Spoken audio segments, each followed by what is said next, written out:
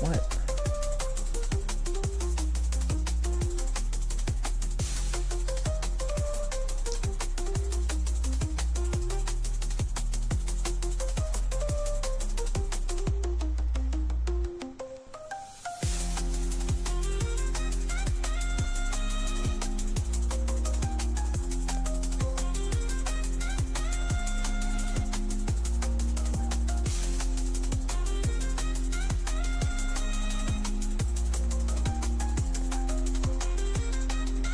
Yo, yo, yo, yo, yo, yo, yo, yo, yo.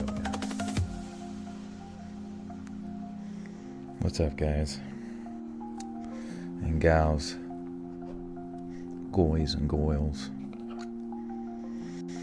Hootie, welcome back for 38 months. Always happy to see you live. Thank you, Hootie. Appreciate you. That's a long time.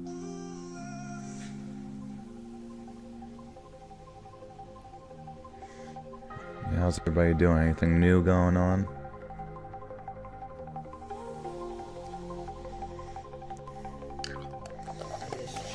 What is the news? What is in the news? And should we care about it? Do you ever wonder about people who were kind of like, we'll say 200 years ago? Maybe they were like isolated out in the woods somewhere. They were isolated out in the woods, right? There was no way for like news couriers to like get to them. So the news to them was just like, did they have to wipe their ass with like a pine cone? You know what I mean? Type situation. Liz says, Joe, I want to hear some good news. I'm eating a fish sandwich and it's sad.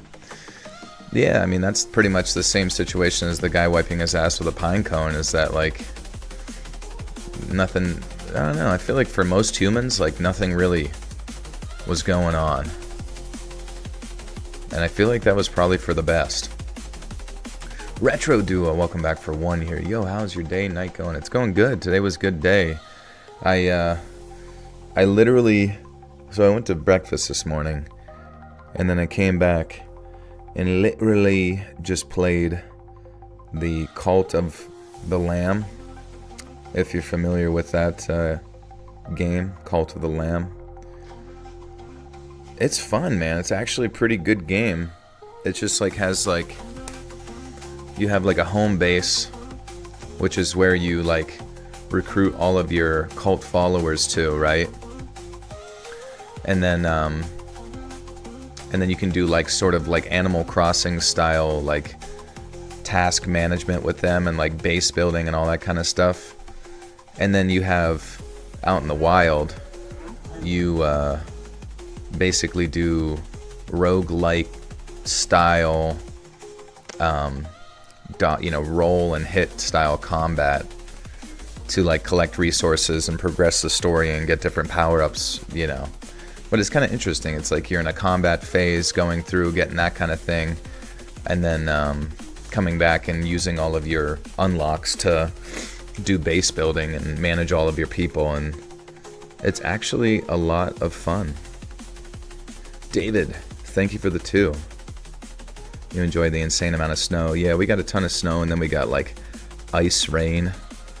It was very gross. It just created like a multi-layer of yucky winter mix. I'm not really vibing with it anymore. I'm pretty ready for winter to be layover. 1.24 million. Yeah, Jetta, where you been? You're missing this intense growth. You're missing a YouTuber's journey. You wouldn't want to miss a YouTuber's journey, would you?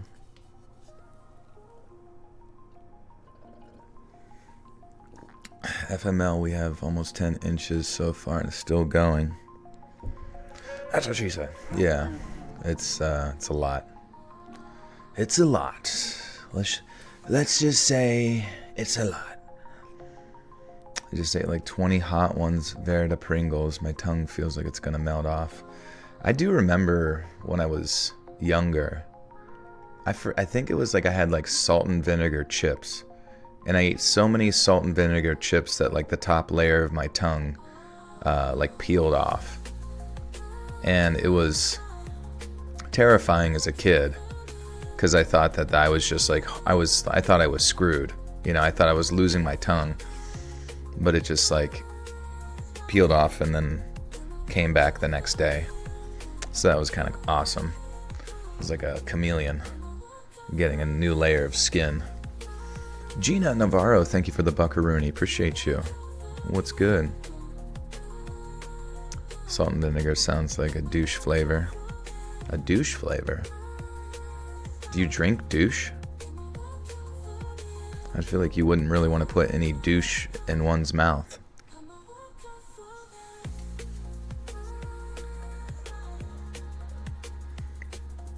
My friend drank so much Monster, the acidity peeled the skin off the inside of her cheeks.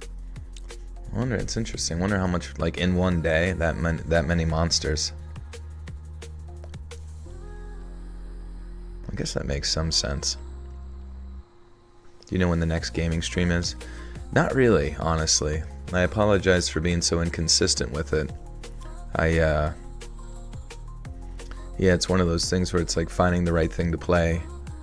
I'm also not really sure that like Cult of the Lamb would necessarily be very interesting because I feel like half the shit that I'm doing is just like micromanaging all of the people on the base, and it's like not very entertaining. Like, objectively speaking, it should not be entertaining, but it's just kind of like one of those turn your brain off like Farmville games, and then you have to go off and do combat, and then it activates a different part of your brain, and I'm like, huh, this is like a perfect sort of gameplay loop where it's like two games in one, like mixed together flawlessly. Nothing tears up your mouth like a bag of sour Skittles. Oh, that's true too. Joel, go play Pumpkin Panic. It's like if Stardew Valley meant horror. Interesting. Yeah, maybe after this one I might be into that kind of stuff. But I honestly was not a big fan of like resource management style games because I just found them like tedious and kind of annoying. But the Cult of the Lamb seems to be just, I don't know, it's weird. In the advertisements you can't really tell what kind of game it is, you know, it just almost has like too much information. But then very quickly you kind of like realize what it's going to be. Should I make a hot chocolate before you sleep? Yeah, dude. Of course. A little hot cocoa before bed. Never hurt nobody. I should play Roblox. I don't know. I don't know about that, honestly. I mean, maybe if there's a cool game mode or something like that. Do you guys know what I'm talking about? Wait, what did you say, C-Money? I love that video where the guy says, we got 4 inches of snow. Is that a lot or no, ladies? I don't think I've seen that one. And I've seen a lot of internet videos. I've seen every internet video. Also, it feels like it's been forever since we've streamed. Which I feel like the longer I wait between streams, like the less amount of people consistently come to it, which is kind of sad. Wart.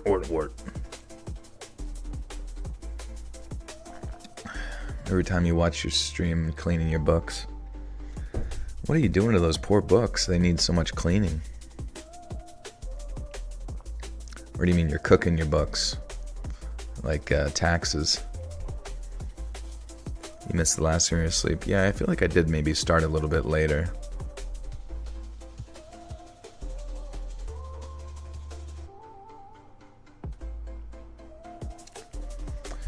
Did I play No Man's Sky?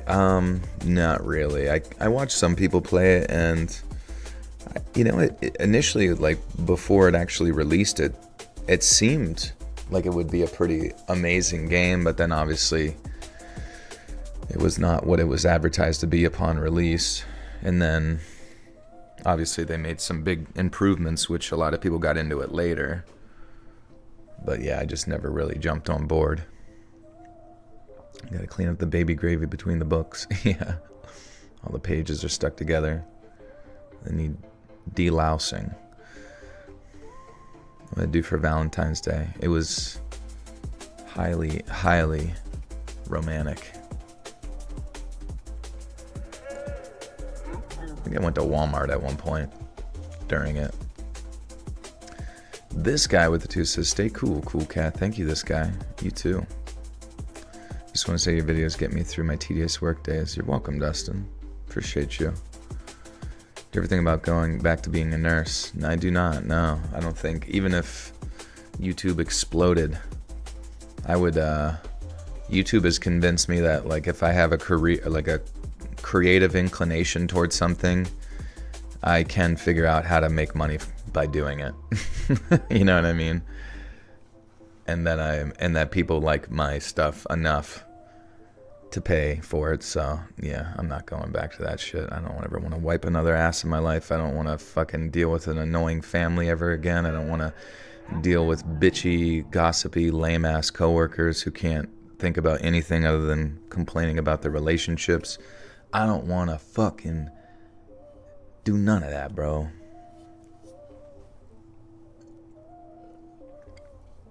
Hootie with the 2 says, did you see Tim Robinson as an A24 coming out? I did not. No, I've been watching Detroiters, though. And,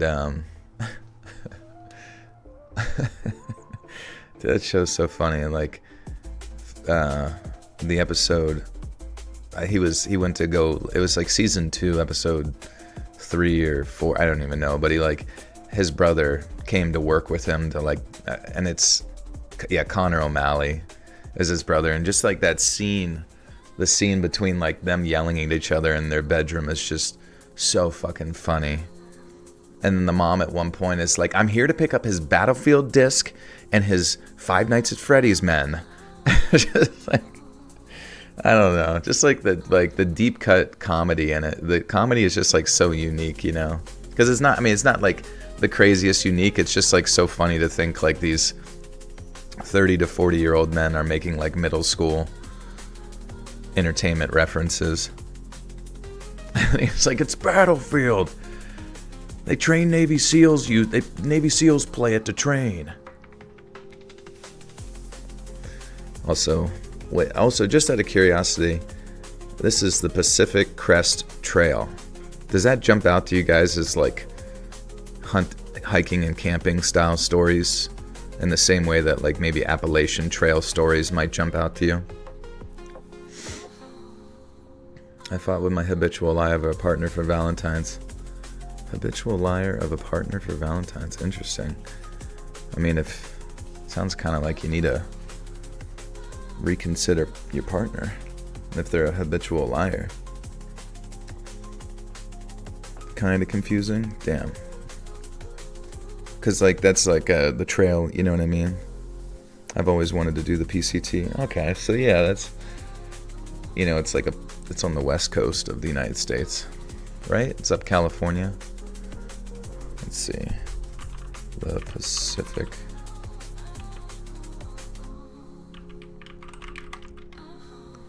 Crest Trail. Okay, yeah, it goes all the way up California into Canada. That's pretty cool. Got one on the East Coast, got one on the West Coast.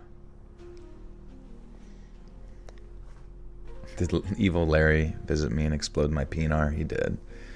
He put me into the penar explosion chamber. Had his way with me. You always end up forgiving him out of loneliness. Is it like some sort of long distance relationship or something? That it's like, I don't know. From Oregon, so I'm in the middle-ish. Oh, sweet. Have you ever walked it before? Yo, Samuel, what's up, buddy? Sam, you're missing out on Evil Larry memes. You need to get active on Instagram. Graphics are always cool. Who does them? No, it's not me. It's Robin Mikalsen. He does a lot of my visuals on the channel. He's pretty sick nasty with it, especially 3D animation. I decided to no longer make Valentine's Day about romantic love, but my love for everyone and everything. There you go, Liz. You have just conquered your internal ape. The internal ape in all of us wants to have sex, but you have transcended it. You are a transcended ape. My new favorite Instagram feature is seeing everyone's likes. Oh yeah, that's pretty funny. You can't really like anything bad anymore. Everybody will cancel you for it. All right, friends, let's kick this off here. Thanks for being here. Click like, click share. Once again, we got stories from the Pacific Crest Trail on the west coast of the United States. It's a trail that you walk on. There's woods. There's probably animals. Evil Larry, a pickle, or a cat. Google Images is sending very mixed messages. We'll just leave it up to interpretation. The amount of gay porn I like, I know people have unfollowed me because of it. Gay porn. Does Instagram have gay porn on it that you're just willy-nilly liking? Is it just like two dudes? Two evil Larrys going at it? Joel, have you ever played the games on the Meta Quest after playing on VR? Regular games are not the same. It is kind of funny. Like just simple interactions on a VR game is leaps and bounds beyond the immersion that you would find in just a normal game. It's playing. And the worst part is about it too is that I think about it all the time, but I just don't like playing VR by myself. You know what I mean? I don't know why. Maybe because I had done it with friends, so it's like sort of trained my brain to be like, this is more of a social thing. And when I put the goggles on, somebody can like keep watch or something, you know.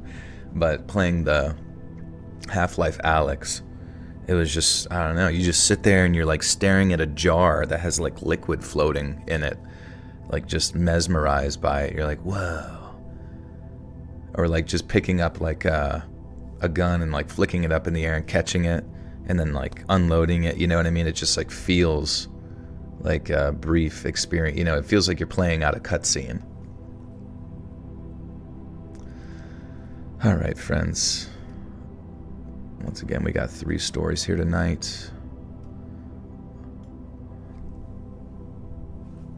Yeah, I gotta record some background noise, don't I? So let's do 10 seconds of silence for the troops.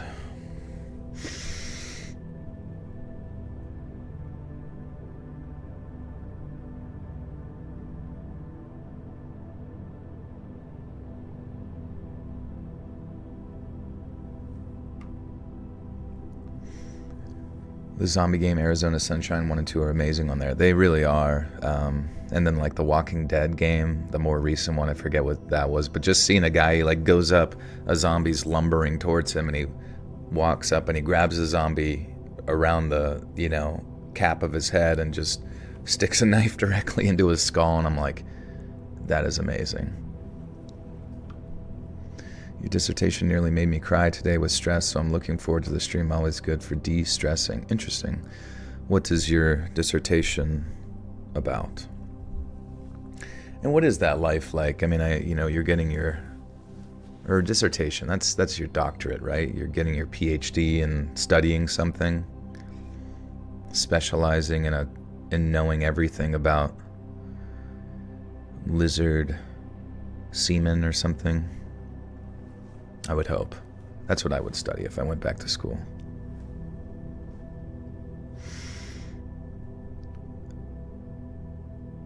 My name is Rachel. I'm from Los Angeles and have recently discovered your Spotify podcast, and I think I have a story for you and your listeners. You see, back in 2013, I read a book called Wild by Cheryl Strayed. It's all about how the author's life fell apart after the death of her mom and how she used hiking to get herself sober and put her life back together.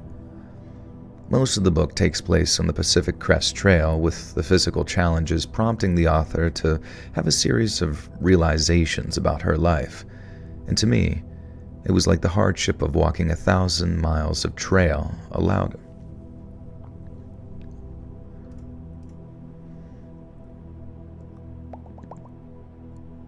Most of them, it was like, oh, okay. Oops. Did someone say lizard? Lizard? Dude, I lost your channel for years. I'm so glad I found you again. Yeah, glad to have you back, Greg.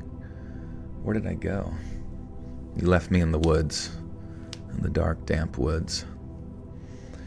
It's only for my bachelor's. My dissertation is on mapping microfungi mushroom diversity in relation to a motorway. The thing that almost made me cry was the statistical analysis. Oh, okay, Ruby, have we talked about this before? Like back when AI first came out, we were going to ask it questions about fungi.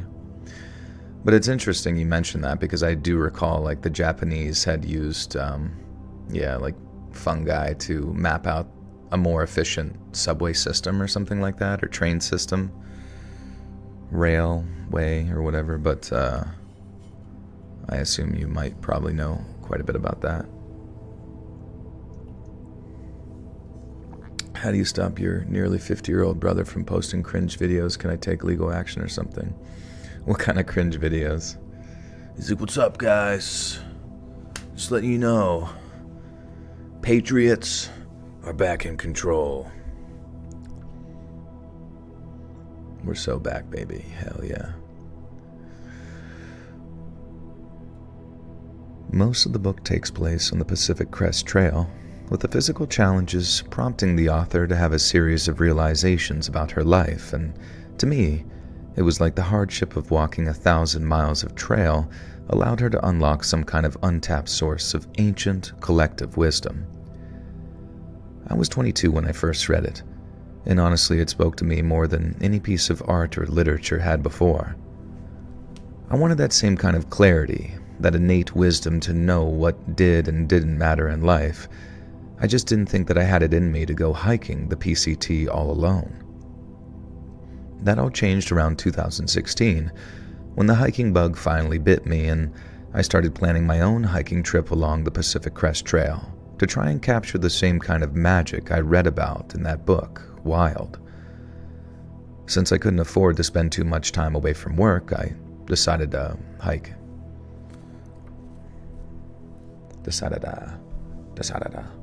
It's possible, to be honest. I'm not sure. I've only been active in streams since autumn or so, and no, I haven't heard about the Japanese railways. That's super cool. I need to look into it. Yeah, it is really cool. I want to make sure I didn't say that wrong. I just remember seeing probably a YouTube short or something about it. Did Japan use fungi to map out different railway systems? How often do I stream? Usually every Sunday and Wednesday when I record. I'm going to record the stories for the next day because I release new videos every Monday and Thursday. Yes, Japanese researchers use fungi, specifically Ficerum polycephalum, a type of slime mold, to model efficient railway systems. This experiment, conducted by scientists at Hokkaido University, just demonstrated how the slime mold naturally finds the shortest and most efficient routes between food sources, mimicking human-designed transportation networks. Interesting. Also, in comparison to that, I remember hearing that fungi, I don't know, I've always heard or thought that fungi is very similar to the human mind, where it's a series of neurons and synapses kind of communicating to each other in a sort of hive mind sense. Which is weird to think maybe that's just what the human body is, just this larger organism comprised of smaller organisms.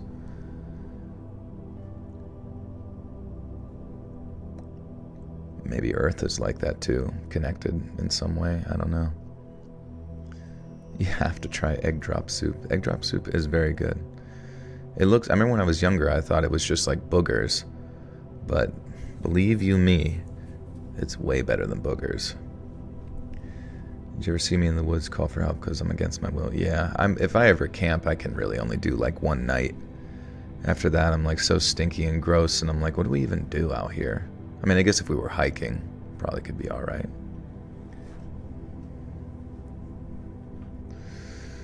Bliet.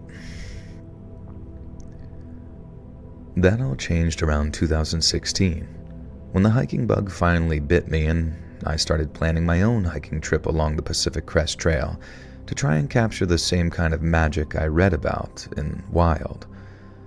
Since I couldn't afford to spend too much time away from work, I decided to hike a 5-night stretch of trail near a place called something I can't pronounce.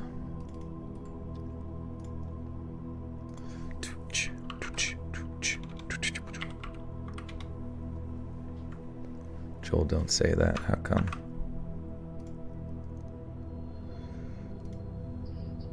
Tehachapi. Okay, don't say Tehachapi.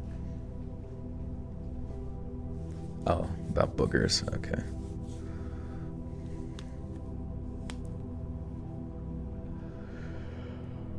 Oh.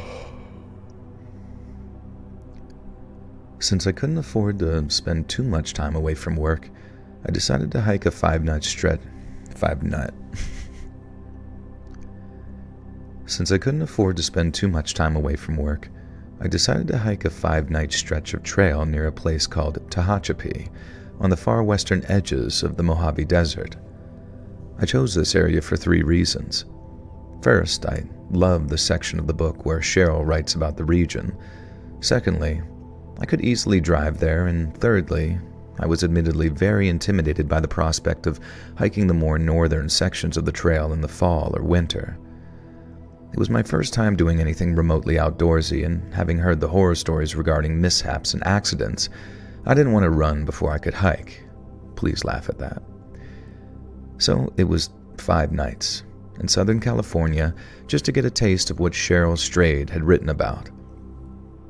On day 1, I drove out to Tehachapi really early, then found the RV park that I'd arranged to leave my car at for the next few days. Then it was 9 miles of hiking towards a place called Twin Oaks, and let me tell you, after all day trudging along in the heat, it was still sweltering out even in the early fall, I was desperate to weech. Man, I got a freaking speech impediment. 4-year-old me comes out of nowhere. What the freak is going on? In my clinical herbalism, we're going through botany, anatomy, physiology, pathology, molecular biology, and biochemistry. The body has multifaceted functions on so many levels. Yeah, interesting.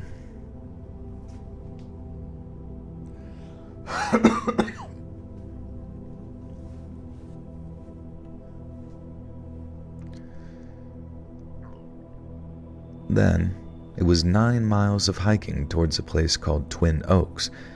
And let me tell you, after all day trudging along in the heat, it was still sweltering even in the early fall, I was desperate to reach Lake Isabella the next day. I'd read that since all the water was coming down from the High Sierra, the creek could be unpleasantly cold at certain times of the year. They wrote it like it was a warning, but the idea of getting to cool off, that seemed almost heavenly after that first day's hike. The next morning, I was faced with a 20-mile hike from Twin Oaks to Lake Isabella on what I'd like to call my challenge day. The 9 miles of the first day was intended as a kind of warm-up, something manageable so I could get used to the pacing, the terrain, and navigation. But the second day, my challenge day, was where I'd really try to replicate the grueling pace of Cheryl Strayed's journey in Wild. But frankly, I couldn't have picked a worse stretch of terrain. The second day's hike required to hike up and out of a valley which was hell on my legs, which were still totally unaccustomed to that level of exertion. The only real relief came from the shade of the trees as I walked through the chaparrals. How am I? I'm doing good. How are you doing? Anything cool to report?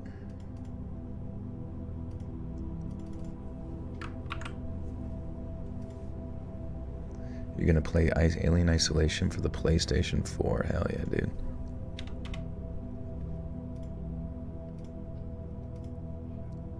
Chaparral. Okay. My warm-up is a walk from Oregon to North Carolina. Yeah, just a quick one. You and Sasquatch.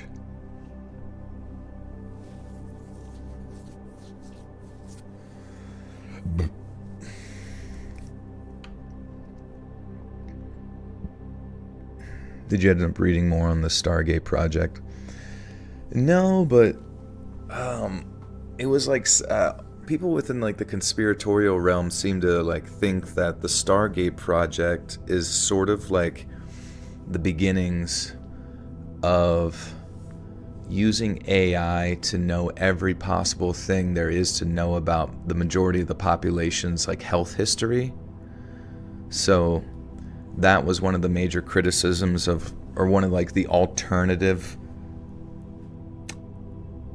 objectives, I guess, of the whole Doge third-party audit system or whatever, where it's like you have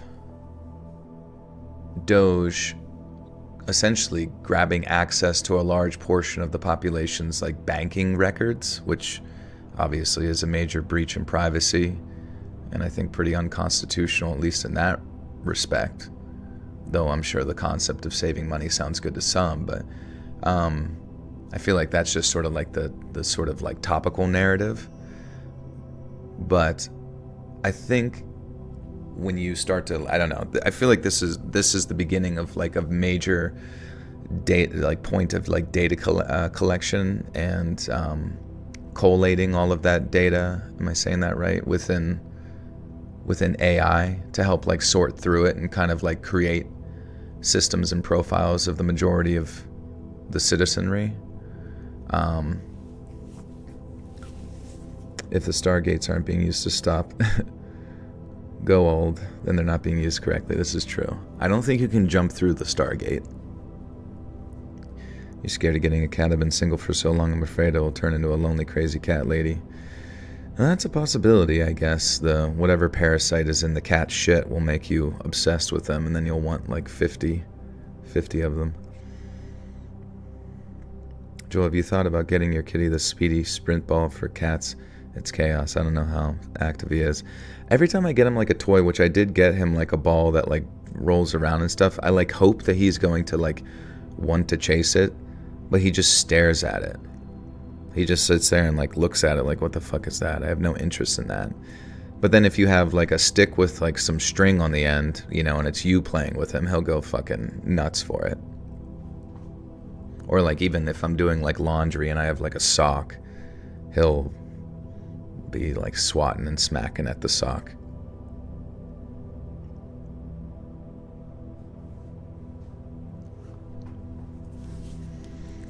Actually, now that we're talking about the Stargate thing, I'm allowing myself to get sidetracked here.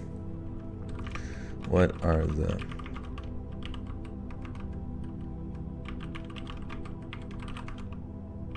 Project Stargate?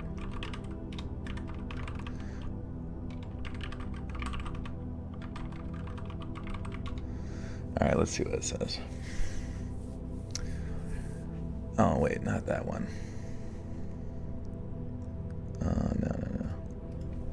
No, the one about AI infrastructure or some shit. Have I tried a laser pointer? I don't do the laser pointer just because wait, what the fuck, man? It's Project Stargate, right? What's the what is it? What the fuck is it?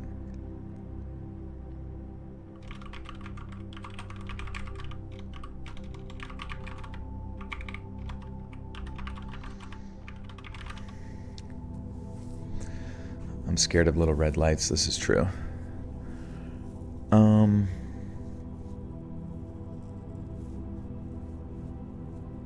Yeah. I just heard that like a laser pointer, the fact that the cat like can't get to it like drives them insane or whatever. Elon Musk has expressed skepticism about the project's financial foundation. Yeah, whatever. Critics have raised concerns about the project's strategic direction, ethical considerations. Some argue that the massive investment in AI infrastructures may not align with the goal of advancing AI responsibly.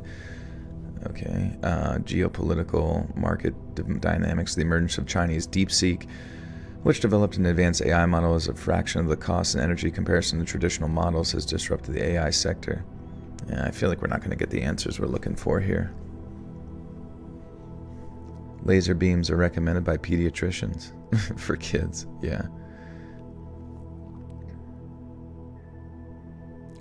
Not Project Stardate 71, Project Start. Yeah, I know. I don't know. It seems like a weird obfuscation, but I mean, it was just one of those weirdest things, like 500 billion invested and, headed by, was it Larry Ellis? Is that who it was? Just some like interesting names and all of their ties. Peter Thiel, all those fucking weirdos, man.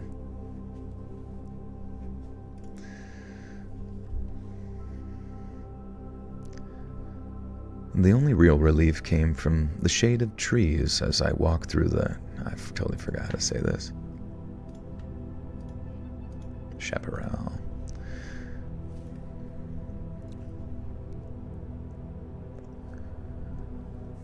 The only real relief came from the shade of the trees as I walked through the chaparrals and finally at the waters of Lake Isabella, where I was so tired I was on the verge of nodding out by around 9:30 that night.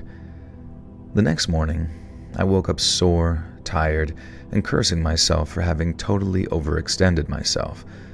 I was faced with another 13 miles, which was laid out over much easier terrain, but by then, I was so tired that I wasn't sure if I could make it in time. My goal was to camp near the Sugarloaf Mountain campground, as I knew there'd be a lot of amenities there that I'd be... My God.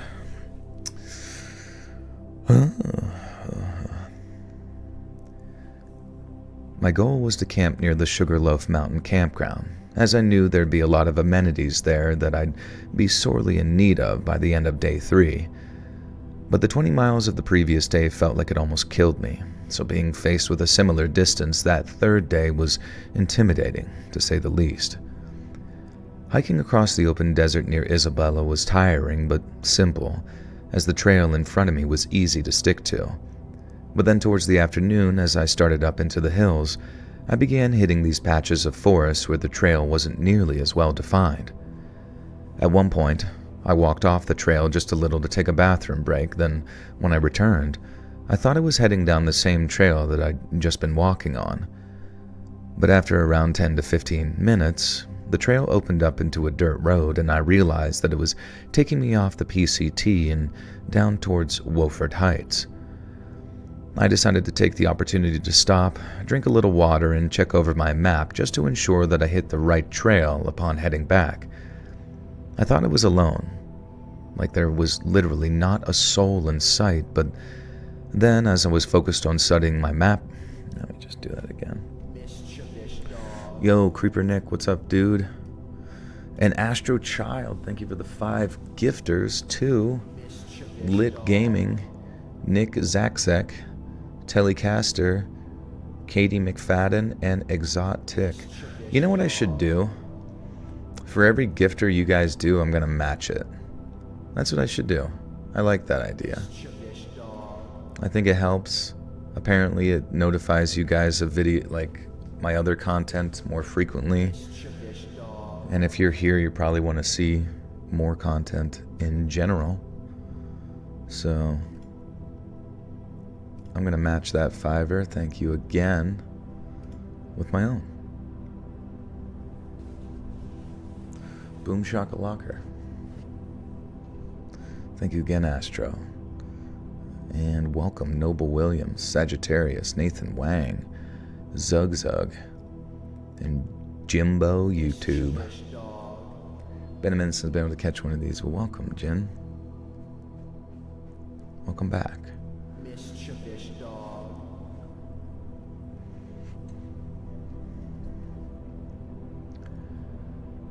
I thought I was alone, like literally there wasn't a soul in sight. But then as I was focused on studying my map book, the sound of a man's voice suddenly startled me.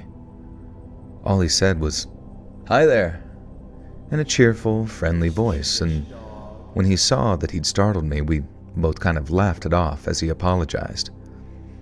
He was a short, tanned man in a vest, shorts, and sandals with a sandy-colored bush hat atop. Bush hat? Sandy-colored bush hat.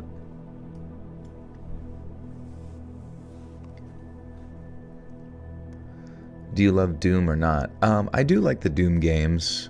I like that the newer ones are going to incorporate like more lore into it too, and I like that it's kind of like open world. It sounds like it's going to be much more like just grounded, kind of like the old ones, as you know, where before it was like a lot more like mobility movement and all that kind of stuff. But can Joel run Doom in this chat? Or do you mean MF Doom? Wide brim hat, the Aussie version, stereotypically with corks dangling from the brim. Oh, that's funny. OG Doom is still one of the best. Yeah, those games are crazy. Have you ever seen Brutal Doom?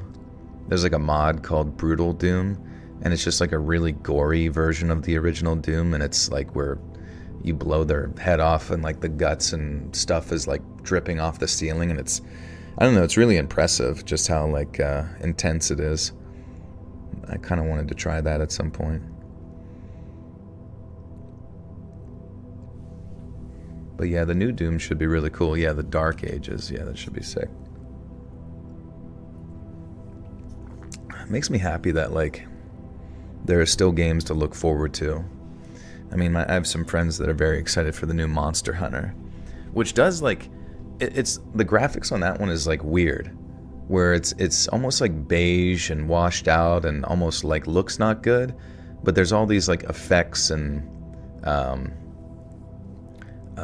depth of field to it that just like makes it look really, really good. But I hope it runs well when it actually releases. You did play Brutal Doom. The creator is a bad person. Oh no, what happened? Did they come to your house or something? Someone once got a pregnancy test to run Doom. That's amazing. Dude, people are so impressive. Like, just it's so weird to me that these people who do mods, people who, you know what I mean, just like for stuff that might never play, or like, you know, all that kind of stuff. Like, it's just, instead of making their own game, they just like kind of do stuff on the side for other games and still make some of the most impressive things. You've been balls deep into Balatro lately. It's rough. That's cool. Yeah, I played Balatro a little bit. Really only like one sit down. It was a little confusing at first, but then I kind of like started to find my rhythm. I never got like any sort of millions of points, you know, runs or anything like that.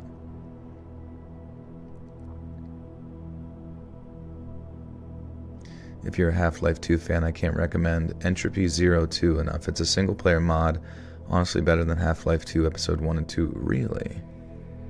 Can you play it on Steam? Like, can you just like download it directly through Steam? Entropy 02. Entropy 02. Oh, it is on Steam. Holy shit, dude. Overwhelmingly positive. Oh, is it only VR? Or no? Community made mod, install Entropy 02. Free. It's a free mod, bro. What?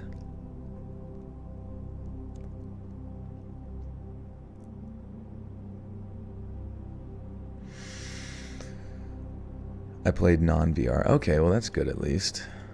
I guess you can also play Half-Life Alyx non-VR, but I feel like you wouldn't really want to, unless you just like really, really want the story.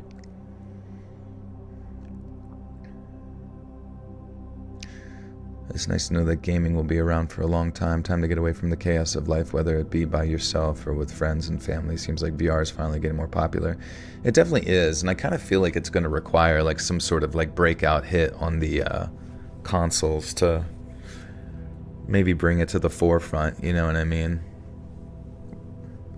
Because I really do believe that if they can like make a very, I mean, and they're already kind of doing it, I guess, with like meta and all that kind of stuff, but just something that really captivates people and like runs some pretty decent high-end, fun, engaging stuff.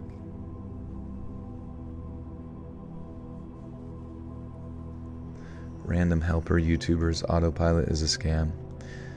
Like in your car or like driving a plane? You can play the first Entropy 0 if you want, but the second one is crazy good. Don't really need to play the first. Okay. Well, yeah, I got it saved in my browser here. I'm definitely a big Half-Life guy. What's up, Jared? How you doing, dude? Or is it Gerard? Sorry.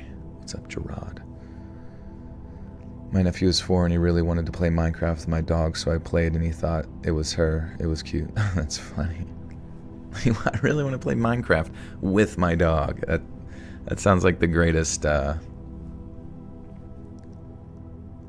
sounds like the greatest, or the most 4-year-old thing to say ever. It's awesome. What's my opinion on the halftime show? We talked about it last time, but it's so weird that people were we're so, I guess, talking about it. I'm always so used to halftime shows during the Super Bowl, just being completely forgettable. I feel like there's really nothing to be derived from a halftime show other than that was some live music. But I don't know, some people really pulled a lot out of it, I guess, but I don't really give a shit. I just want to watch footy ball. Why play Mortal Kombat when you can bring it to the streets? Good point. It's pronounced Jared or Gerard. It's pronounced Jarrod. J-Rod.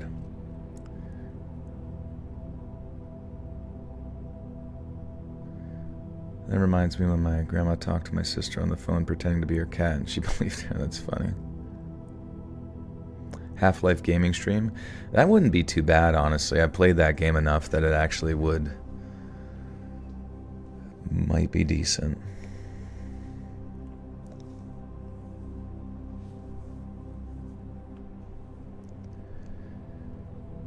He was short. Oops, my bad.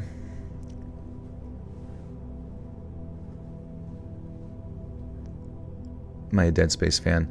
It's funny to say, back, I think it was in high school, Dead Space, the original, was the first legitimate horror game that I had the balls to play. Overwatch anger stream. Okay. I want to point out again. God damn it. Anytime, it's a triggering thing because it's anytime anybody brings it up, I got to go into a tirade about it. But so Overwatch is bad, right? But I'm usually good for 3 games before I hate my life. But I know. Write it off on your bingo cards, get it out of the way, take a shot, whatever you need to do. But, dude, Marvel Rivals is so bad. It is so bad once the rose-tinted glasses come off and you realize just how infuriating that game is. It is so bad. Dude, so playing competitive is definitely best because the games are actually real humans instead of bots, which I don't even know why they put bots in the quick play, and it makes quick play completely pointless. That being said, I don't there was a period of time on this one push map where our teams fought with each other with not a single elim on the board for 3 minutes straight because we just kept exchanging blows. The healers would anytime you would get anybody close to 10% health, the healers have just infinite resources. They heal them immediately to 100. There's nothing anybody can do. And then the healers use their ults, keep everybody alive with their AoE bullshit that just brings you back to it's genuinely the most unenjoyable shit you have ever played, where nobody dies. There's no point in really doing anything because healers will just negate all of it instantaneously. And to actually kill someone, you need everyone in your team to be a hive mind that locks in on one target within a split second. Otherwise, it's all for naught because it's terrible. It's actually blows my mind how poorly designed and play tested and whatever the fuck all of those characters are. You have the most skillless, nonsensical flanking DPS ever that just do melee to one-shot people with combos, and then healers that don't really do anything other than just heal bot, and so they're sweating the entire time, and then tanks, which are just primarily cosmetic. Now I think maybe if you gave tanks a little bit more damage, maybe specific ones, maybe it could make the game not as unbearable, but I worry about the power creep there. But I just don't think that game is salvageable, and I think whatever popularity it has right now, it probably, in my opinion, should fade into obscurity because it's not great. I'm not saying Overwatch is any better, but it is technically better because of the pacing and you actually feel like you can participate in the fight. But I still, many qualms there as well. Nick with the 5 says, my cat is going to be on the calendar called the paw print for the month of August. That is amazing.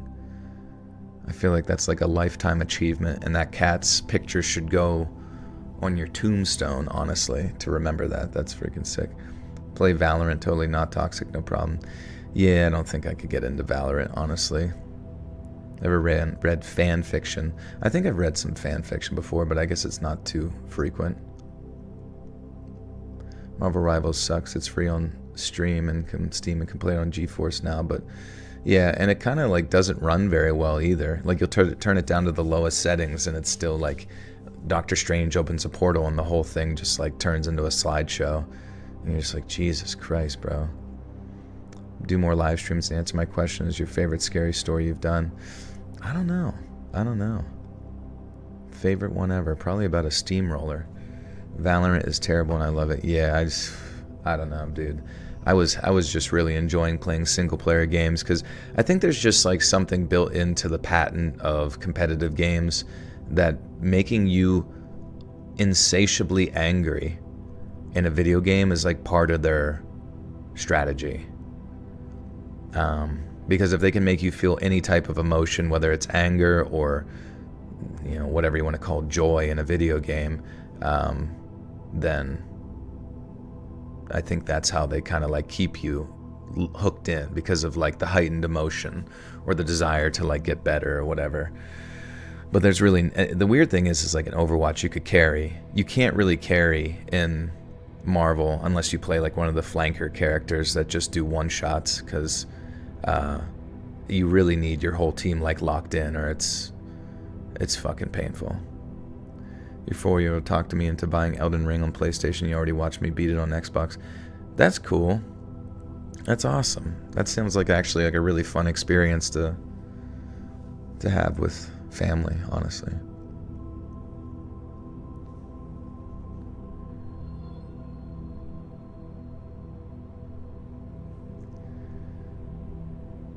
He was short. God damn it. I'm not reading this. He was a short, tanned man in a vest, shorts, sandals. Oh, my brain is like so fucked right now. He was a short, tanned man in a vest, shorts, and sandals with a sandy-colored brush hat. Dude, why does the sentence feel so fucking weird? He was a short, tanned man in a vest, shorts, and sandals with a sandy-colored bush hat atop his head, and he introduced himself as Alan. Said he lived down the path in a home closer to the highway, and added that he often ran into hikers during his own walks up in the hills. Since he was out on a short afternoon constitutional, God fucking damn it. Since he was out on a short afternoon constitutional, his actual choice of word, he offered to walk me back toward the trail, then direct me onto the path which would take me to Sugarloaf Campground. He was a warm and very friendly person, so I figured, why not? And then we began walking at a leisurely pace back toward the trail. Alan and I talked a little bit about what I was doing out there, as well as why I was doing it. He said he thought it was really cool that a book had inspired me to head off on a real-life adventure, and told me that in his youth, he'd always wanted to head off on some cross-country road trip after reading Jack Kerouac's. Oh my God. I just want to find my flow, but sometimes I just feel like I cannot fucking find my flow. Kerouac. I knew that too.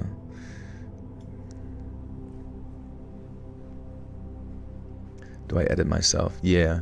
It's not that much work based on my workflow, because it's like I start, stop on my like microphone, and then I just like cut those together in Vegas, and it's a pretty quick workflow.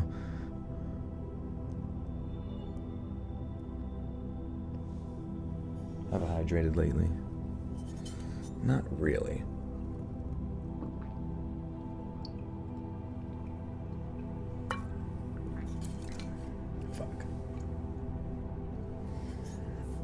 Trying to find my progressive flow. Oh my god.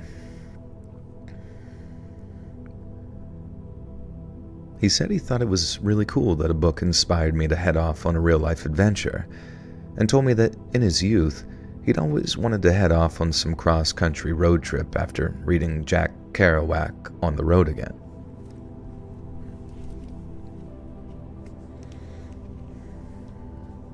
Do I listen back to my edits? Yeah, I mean, I kind of have to, but usually I just catch the beginning of one and the end of another, and most of the time I'm just looking at the sound waves to kind of cut them together because they look very similar. Or I guess after you stare at enough sound waves, eventually you realize that you don't even need to listen to it. You know what I mean? Because it's like the Matrix. Some people see a bunch of green code on screen. I see the words, I see the world.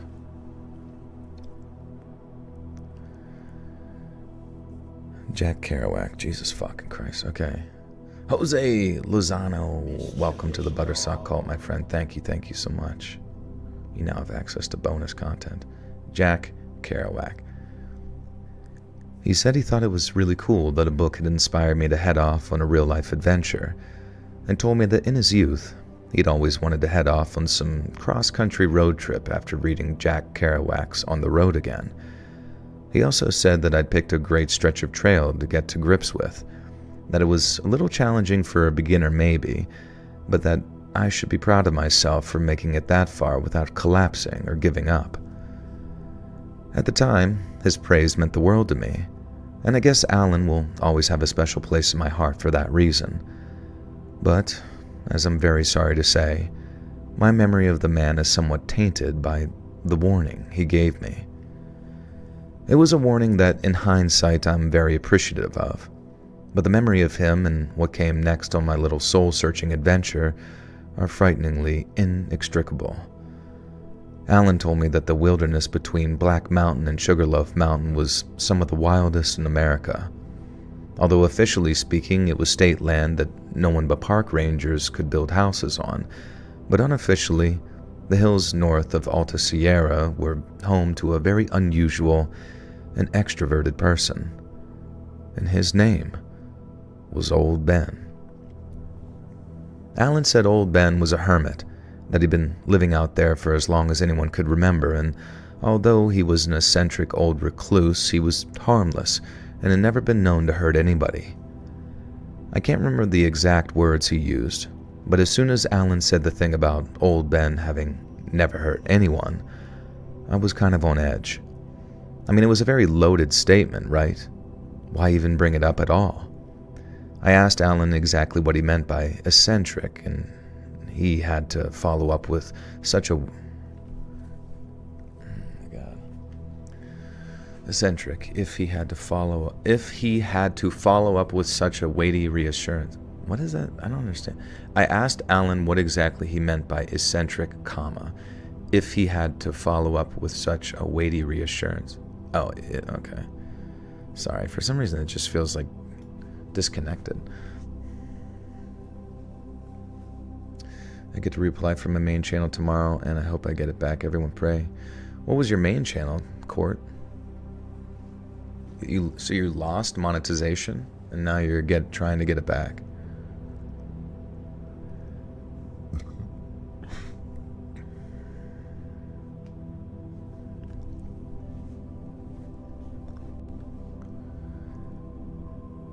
I asked Alan what exactly he meant by eccentric, if he had to follow... Okay.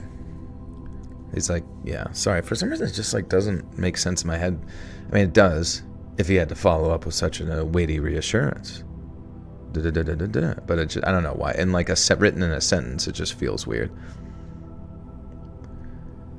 I asked Alan what exactly he meant by eccentric, if he had to follow up with such a weighty reassurance. Then, in so many words, he told me it was a very long and very complicated story, and one unworthy of telling since I probably wouldn't even bump into Old Ben in the first place. But on the rare chance that I did just so happen to run into him, I was to rest assured that he posed no threat to me whatsoever. Again, I couldn't help but feel the very opposite of reassured by what Alan was telling me, but at the same time, I was not without protection.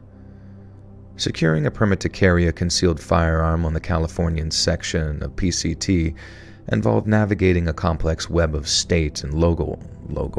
God, dude, I cannot make it through one fucking paragraph. You aspire to be a hermit and recluse. I guess that was pretty normal for people. I don't know if I could do it, honestly. Yes, I lost it. I do court videos. My main one is... Oh, you deleted it. Okay.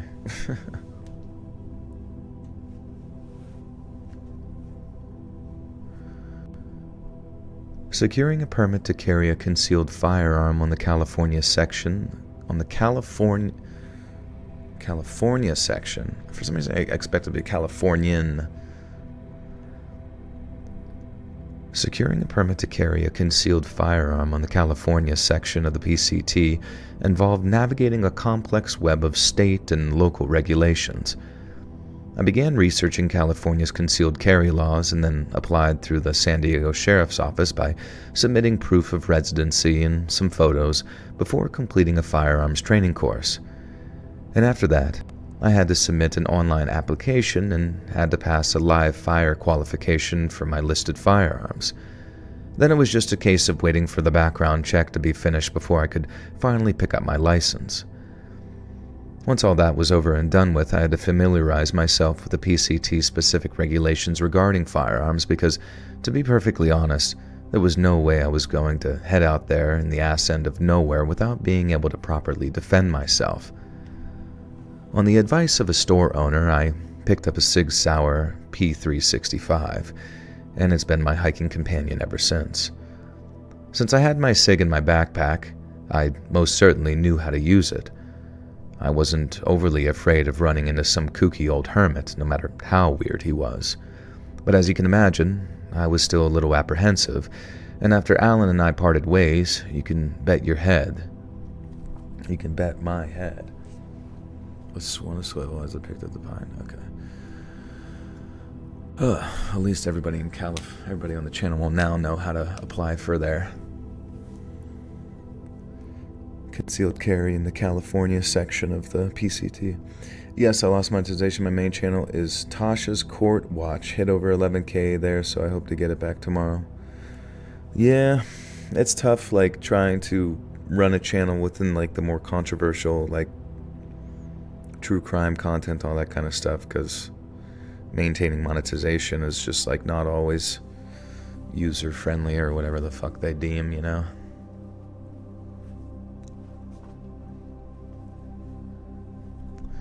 This is story one, yep.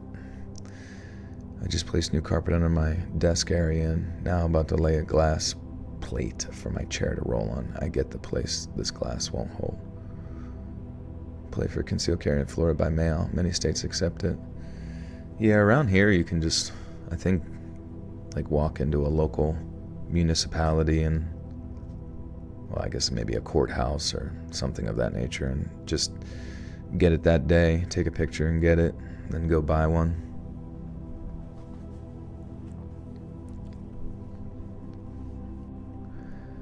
But as you can imagine, I was still a little apprehensive, and after Alan and I parted ways, you can bet my head was on a swivel as I hiked up into the pine-covered hills. I made good time during that second half of the day's journey, and by the time I started to see signs of Sugarloaf, I figured that I'd stop for a while, take a rest, and take on some water. I think it was water that most effectively wore down that spiritual barrier and made me appreciate being alive, even if it was by just a small, somewhat undramatic measure. Taking a sip of cold water after hiking through the sun-baked hills all afternoon was like a religious experience, and unlike a lot of things that you develop a tolerance to, quenching my thirst only felt more satisfying with every dusty mile I covered. It felt incredible to just stop, take a load off, and enjoy a cool sip of water, all while enjoying the peace and tranquility of some of the last untouched areas of wilderness in the country. And then, I saw him. Maybe 50 to 60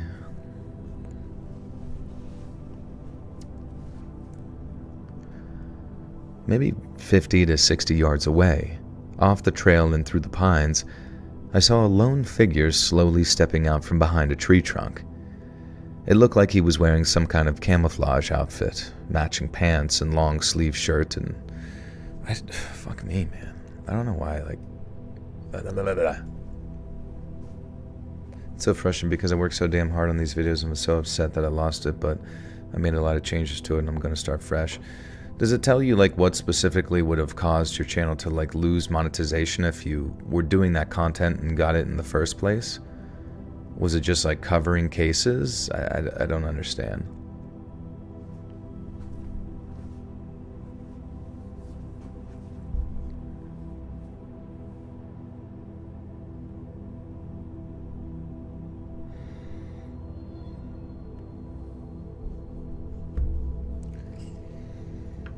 Oh my god. What's up, Tracy? Later, dude. It looked like he was wearing some kind of camouflage outfit, matching pants and long sleeve shirt in muddy browns and greens. I could also see from that distance that his hair and beard were long, filthy and bushy, so much so that there wasn't much of a face for me to look back at. Just a small grubby triangle beneath whiskers and bangs, which did a good job of concealing his eyes too. I knew who it was right away, purely based on the fact that he stood still as a statue and simply stared at me. He knew I was looking right back at him too. He must have known, and it didn't seem to bother him in the slightest. It was old Ben. It had to be. And even though I was nervous as hell, I raised an arm and waved at him. Old Ben watched me as I gave him what was probably the most awkward wave ever. Then, when I was done, he kept on staring for maybe a minute more. But then suddenly, he raised his own arm and returned my awkward wave. But not sort of in his own way. But not like in his own way. What? He was... Oh, I see.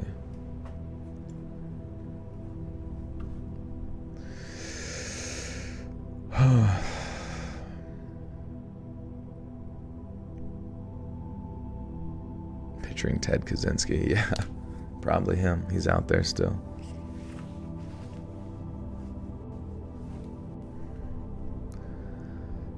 But then suddenly, he raised his own arm and returned my awkward wave, but not in his own way. He was mimicking me, kind of, and very crudely too. I literally couldn't tell if he was doing it to make fun of me or if it was him sort of, I don't know, trying to return my energy. Either way, I didn't take offense, and I was nervous as hell anyway, so I had no idea what else to do other than just try and talk to him. And so that's what I did. I called out, "You're old Ben, right?" He didn't say anything at first, and then I saw him shift a little before he yelled back, "You're old Ben, right?" With the exact same tone and alright, I don't know what this guy's voice is supposed to sound like. Again, it didn't overtly sound like he was trying to make fun of me, by the way. Okay, so I guess we just have to interpret that. Hey, Lydia Harrington, welcome to the Buttersuck Cult. You now have access to bonus content. The Campfire, thanks, dude. Appreciate you. Patrick Warburton, naturally. Yeah, you're not gonna believe. Yeah, that's what. You're old Ben, right? Yeah, I feel like if he's an old, bushy-haired guy, he's gonna sound pretty gross. Sound like Goku talking to... Or yeah, I'm old Greg. I'm old Greg. Yes. Yeah.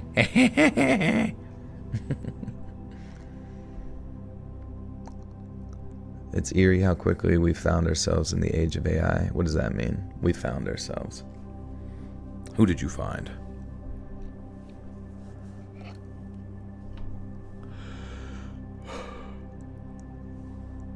Oh, fuck.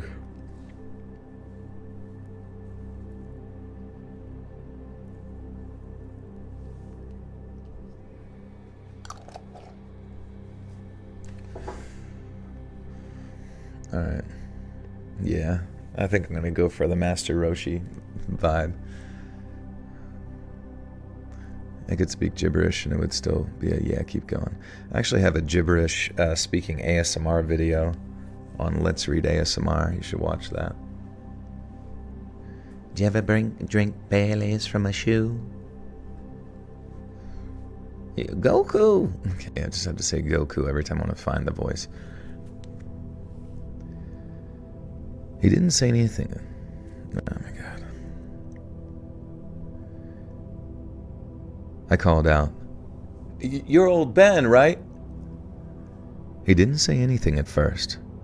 Then I saw him shift a little before he yelled back, You're old Ben, right?" With the exact same tone and enunciation as I said it.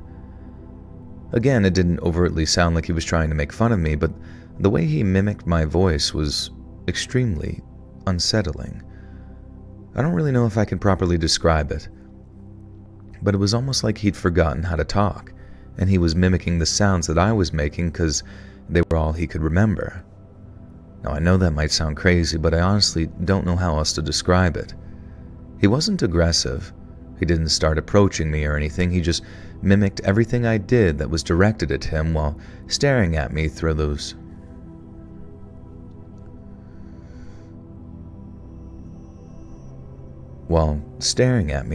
curtains of grimy, dark brown hair. Oh, I thought he had gray hair. Oh, fuck.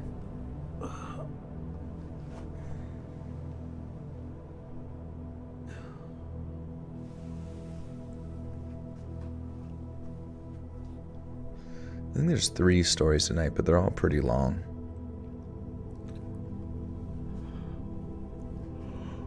Oh my god. Sorry. Holy fuck, dude. Oh my god. We're not even halfway done with this one. I don't know why. Like, these long ones that, like, take forever, they, like, just get to the fucking point. I just, like, mentally check out sometimes. I'm sorry. What's up, Hanny? I know that might sound crazy, but I honestly don't know how else to describe it. He wasn't aggressive. He didn't start approaching me or anything. He just mimicked everything I did that was directed at him while staring at me through those curtains of grimy, dark brown hair. He did the same thing when I got up and put away my water bottle and said,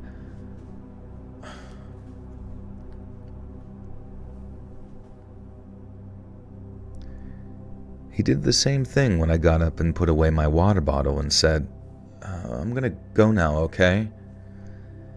Only he fully waited until my back was turned and was walking off down the trail before unleashing this creepy, almost squeaky sort of, I'm gonna go now, okay? I was totally expecting him to do it, but it still made me jump a little just to hear it. And when I turned to give him one final wave, I didn't say anything extra. Oh my god, I'm not... Damn, dude. Damn. Why is reading exhausting for some reason? Like, why does it what is it that, like, takes it out of me? I don't get it. It's not fucking hard. But, like, sometimes it's just, like, fucking hard to make it through, and I don't know why. New words. These are all the newest and freshest words. Do some push-ups. Maybe I should. Skip this one. I'm not skipping the fucking story. I can't skip it. I don't have any other PCT stories probably lying around. I mean, maybe if I searched my email, but... I was totally expecting him to do it, but it still made me jump just a little to hear it, and when I turned to give him one final wave, I didn't say anything extra, and I didn't look back. As I walked, I kept on looking over my left shoulder to where I'd seen him through the trees, and I think I only went maybe half a mile tops before I unshouldered my pack and retrieved my SIG. I grabbed the magazine, checked the chamber, loaded it up, and then pulled back the release, and in an instant, I felt a little more secure. Alan had assured me that he was no threat, but after that first interaction, I definitely understood why people thought they were in danger whenever they ran into old Ben. The way he behaved made my skin crawl, and while I was sure that sensation subsided once you got to know him a little, I was very much in the I don't want to know you at all camp when it came to old Ben and his creepy mimicry. With my cig in my pocket and still looking over my shoulder every so often, I made it a few more miles up the trail towards Sugarloaf Mountain. The fact that there were multiple campgrounds out there made me think that there'd be at least a handful of modern amenities, be it a store, some camp showers, or even just a bathroom. But there was nothing. Absolutely nothing but a few clearings marked by some rotten signage. Never again did I make that same mistake, and I always properly researched my campgrounds from then on. But I still had to learn the hard way on that first trip along the trail, and let me tell you, it sucked. I was tired, I felt gross from being so unwashed, and I was dreading the inevitable squat in the woods that I was going to have to take if I dared drink a cup of instant coffee after dinner. And that was probably one of the lowest points of the hike for me, where I started to kind of question what the hell I was doing. But eating, giving myself a wet wipe shower, and finally doing my business, after a few days of holding it, really raised my morale, and by the time I was setting up my tent for another night of well-earned rest, I felt like I was living the dream. It's amazing what a few chocolate chew bars and a good poop can do for a girl's spirits, but before I planned on crawling into my tent for the night, I figured that I'd sit by my campfire and soak in the atmosphere of the woods. I hadn't forgotten about the encounter with old Ben, but with my cig at the ready, I felt safe enough to relax, at least as much as it's possible to relax when you're all alone in the woods at night. As time ticked by and I started to grow more and more at ease, I remember how serene and timeless it all felt. Sitting by the warmth of the fire as the flames danced and crackled, listening to the chirp of the crickets as the deep blue twilight ebbed away and a twinkling darkness took hold above. It felt beautifully primitive, like I was reconnecting with something lost while bringing the pages of my favorite book to life. I remember thinking, so this is what it feels like, and smiling. Then maybe a second or two later, that smile was wiped from my face when I heard the sound of some shifting in the darkness in front of me. It was clearly and very audibly distinct from the sounds of fire or surrounding wildlife. I'd grown used to the crackle and snaps of burning wood or the frenzied scurrying of an animal rushing through the undergrowth. But what I heard in that moment was unmistakable. A slow, deliberate footfall, the sound of foliage gently crunching underfoot. I tensed up, my eyes darting to where I thought the sound would come from. Do I drink black coffee? I can. I did at breakfast this morning, but I do prefer, like, something in it to make it sweeter. Joel, you're my favorite YouTuber, and big shout out to how much you've grown. You're the coolest, bro. Don't ghost us ever. Thanks, Wade.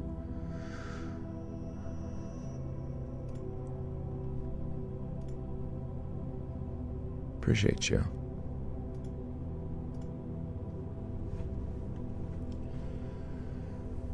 Oh, man. What else is new, guys? You guys into anything cool? You making progress in anything?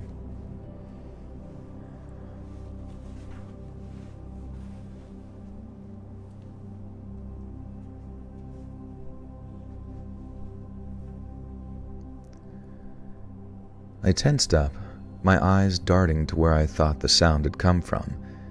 It was right in front of me, maybe just a few feet into the darkness behind. How did I say behind? Hey, Sydney? Yeah, Cindy. Jeez, sorry. My eyes. You got a second job if that counts for anything. That's good. That's money. Das money.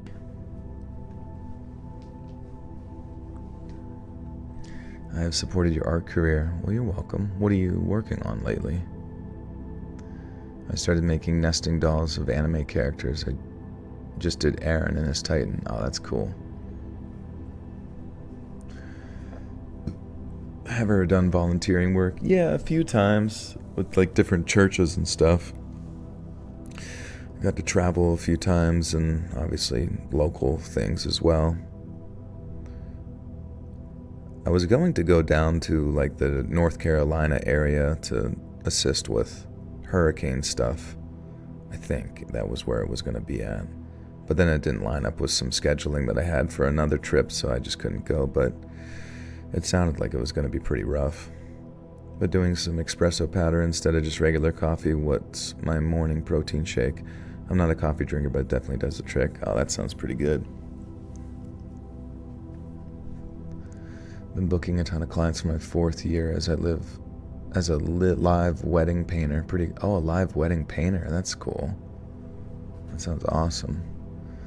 I'm going back to school for carpentry, and I'm nervous as it's a male-dominated field. Oh, well, yeah, it's not always fun not to have like somebody that's the same sex to just like chat with, you know what I mean, as like a friend. But hopefully the guys are nice and stuff and can, as long as you have a good sense of humor, it should be fine. I completed a 6-year term on my Humane Society Board of Directors. 6-year term of Humane Society Board of Directors. What is that? What does that entail? Is it part of a separate career? You've been teaching your toddler piano, not going as well as I thought, but it's funny. That's awesome, though. I mean, that, like, my friend, he has his kids learning piano and stuff, and they're like, when can I stop doing this? And he's like, when you can stop when you love it. And I feel like that's such a good point. Like, sometimes you just got to do something till it becomes a passion, you know. I've been working on my arcade game room, and I'm going with neon lights, retro synthwave vibe, and with black lights. Oh, that's sick. And do some laser tag in there. Cybersecurity, nice.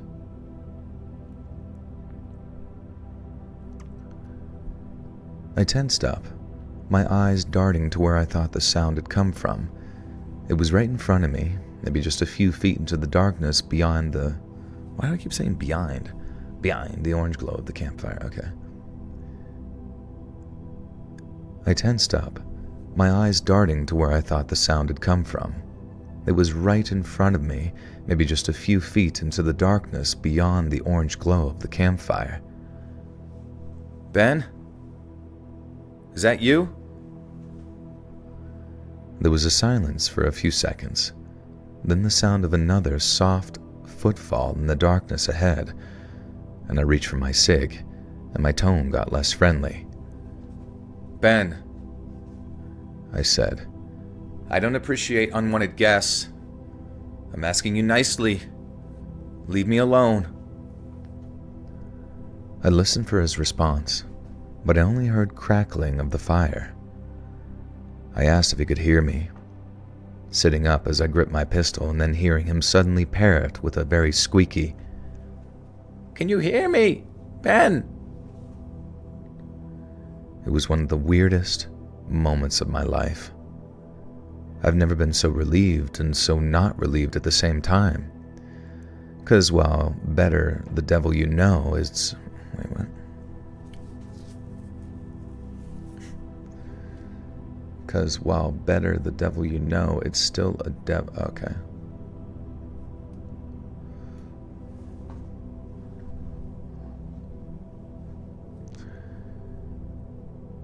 I've never been so relieved and so not relieved at the same time. 'Cause while better the devil you know, it's still a devil. And besides, I didn't even really know old Ben and all.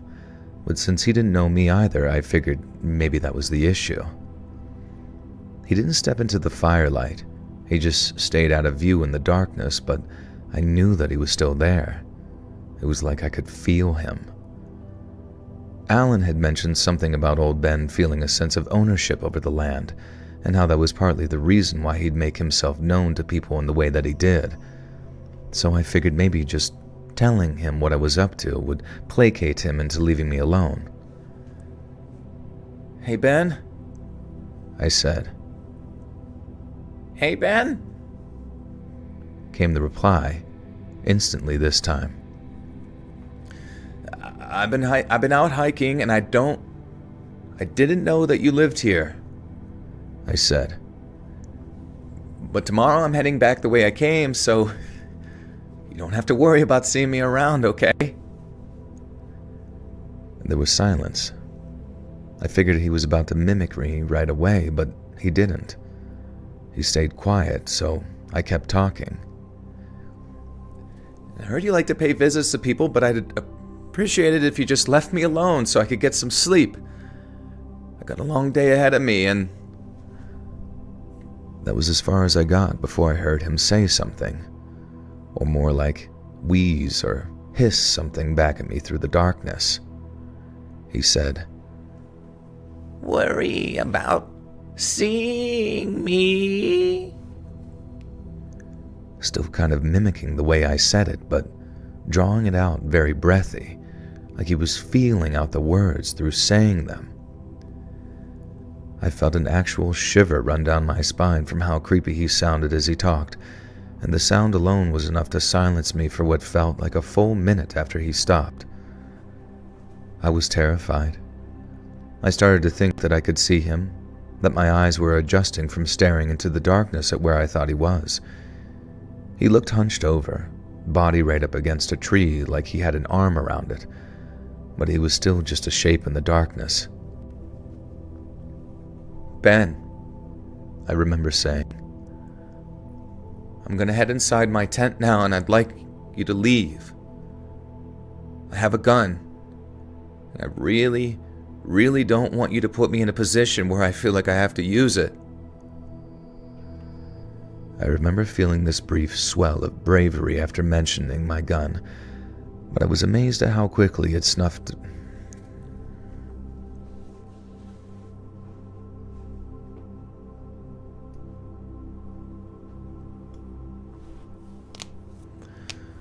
Joey loves playing piano, but it just turns out him dancing to the metronome and playing with the pitch bender. That's funny.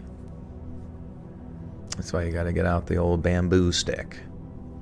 Just kidding. You should make karate horror stories since the final season came out. The final season of karate. Guys, we're coming to a close with karate.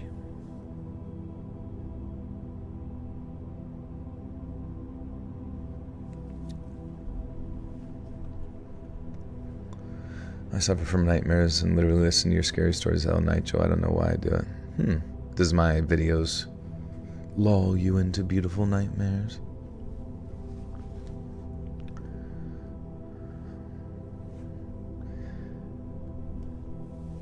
I remember feeling this brief swell of bravery after mentioning my pistol, but I was amazed how quickly it was snuffed out by the voices in my own head asking, "What if you miss?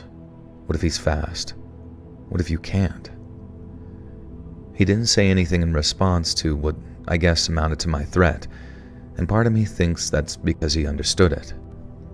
But if he did, he showed no sign of doing so, and as the seconds ticked by in almost complete silence, I realized that there was no way in hell I was about to stand up and turn my back on this guy, and it was only then that it really hit me just how quiet he'd been during his approach. He'd gotten within maybe 10 to 15 feet of me in almost total silence, and hadn't noticed until it was almost too late to do anything about it. And that's when I realized, or when the thought occurred to me, that Ben was so sneaky and silent because he wasn't wearing any shoes or boots.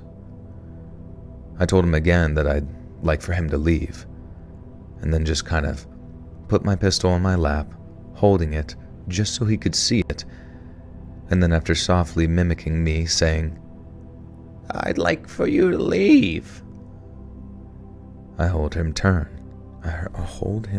Jesus Christ. It's so weird that I'm like staring at the words thinking I'm about to say them, and then my mouth just says like completely non-word. Ben has the dogs out.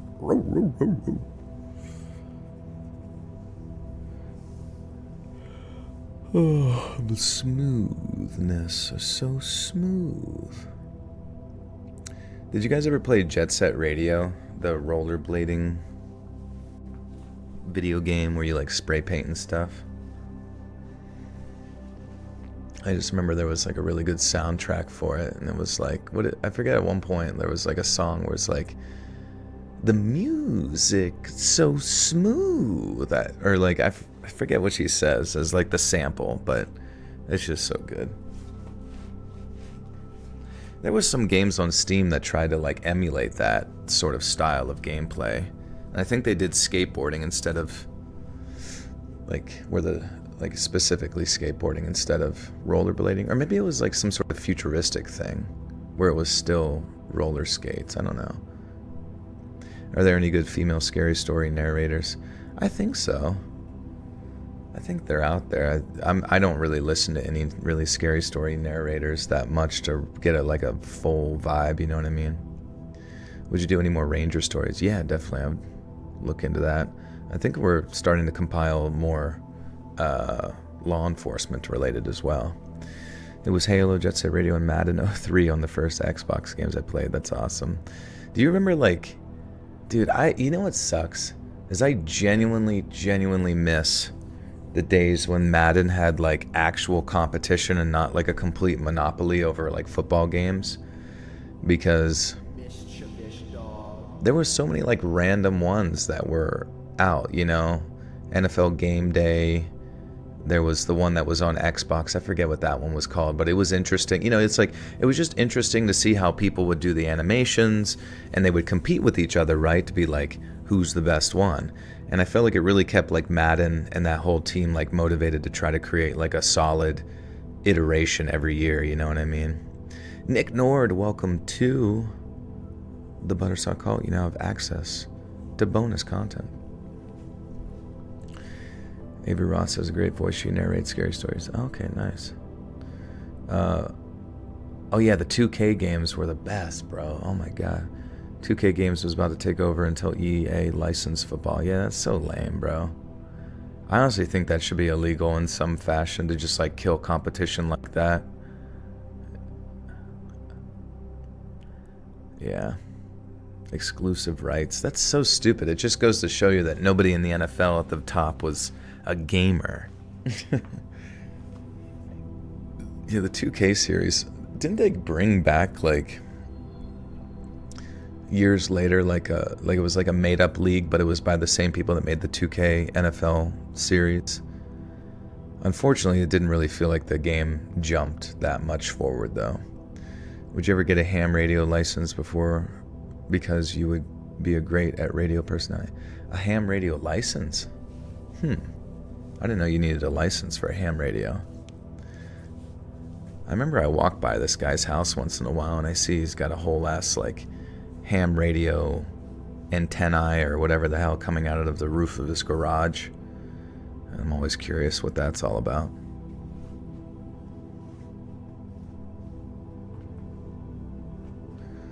You're awesome, making another crazy taxi. I'm hoping the music can be equivalent to the Dreamcast version. Yeah, that would be sick, getting all the 90s shit going.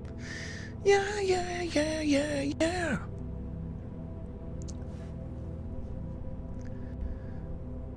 I told him again that I'd like for him to leave, then just kind of put my pistol on my lap, holding it just so he could see it.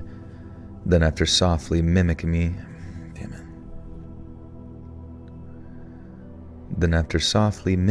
saying, "I'd like for you to leave," I heard him turn. Then his soft footfalls grew quieter and quieter as he walked off into the darkness.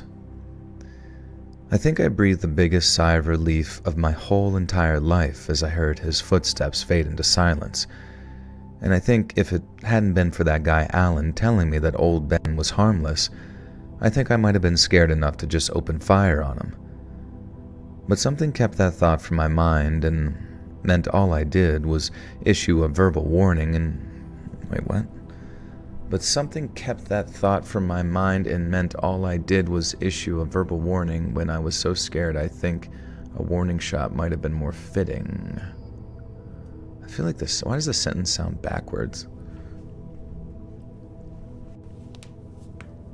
Your brother's friend's college got banned from radio broadcasting because they used a metal rowboat to amplify the broadcast to Canada. That's awesome.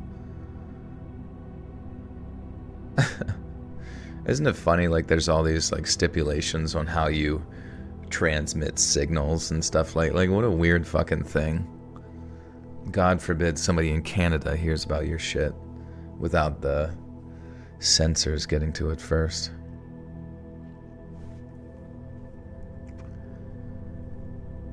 But something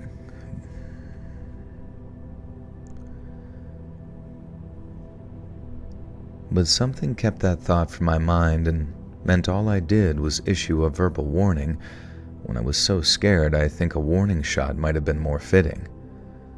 The way he said, "worry about seeing me," it was like he'd picked those words out from what I'd said to him, remembering what they meant. He sent them right back at me as a warning. And to this day, I don't know if that's 100% accurate. I have no idea what was going through his mind, and the thought bothered me. Man, dude, holy fuck.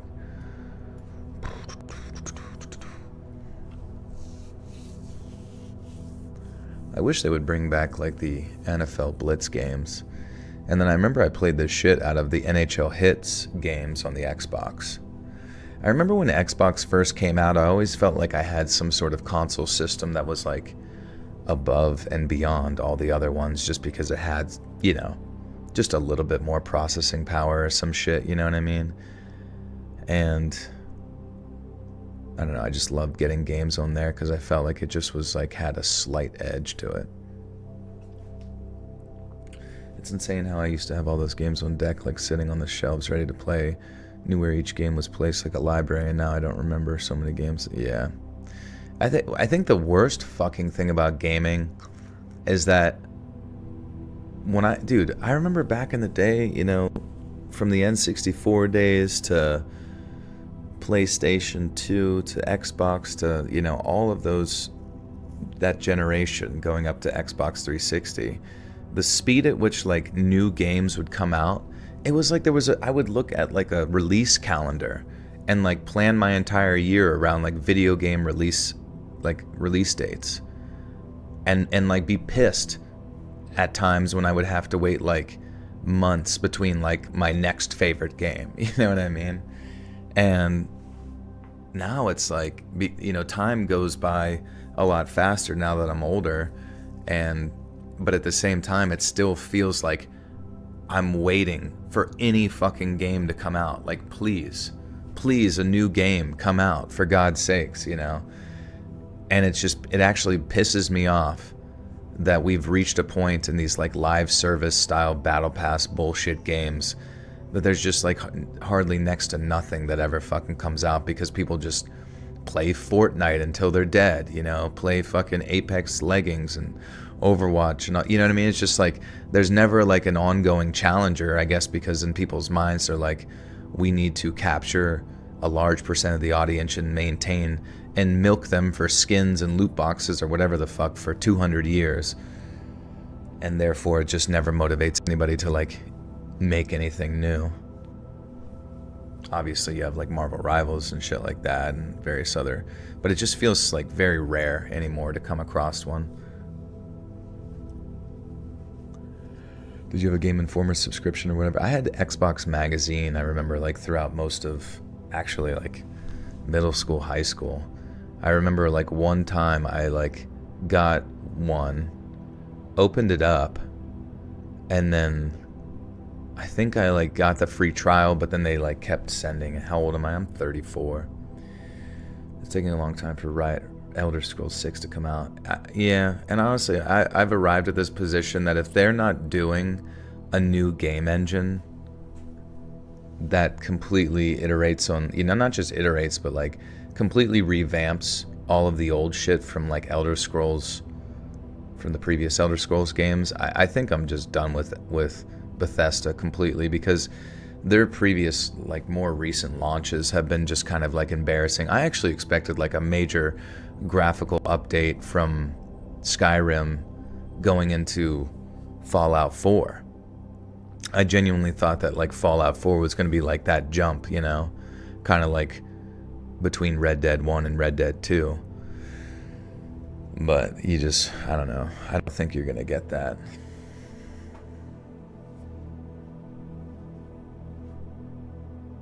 We keep making Skyrim because you keep buying Skyrim. That's true. I mean, if people keep playing Skyrim, and honestly, Skyrim is a good game to play, but I mean, if they want to make the next Skyrim that's actually going to keep people interested, I don't think your, like, sequel to Skyrim, you know, should be on the same engine, because it's going to look like shit, it's going to play like shit. Fucking, what was the sci-fi game that just came out from them? Nobody plays that, nobody cares about it, it's dog shit. And it's sad, honestly.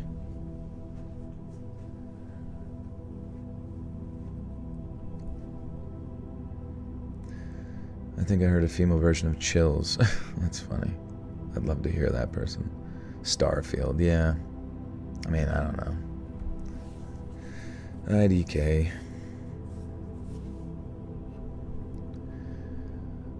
To this day, I don't know if that's 100% accurate. I have no idea what was going through his mind, but the thought bothered me enough that for at least an hour, I toyed with the idea of packing up and heading back the way I came.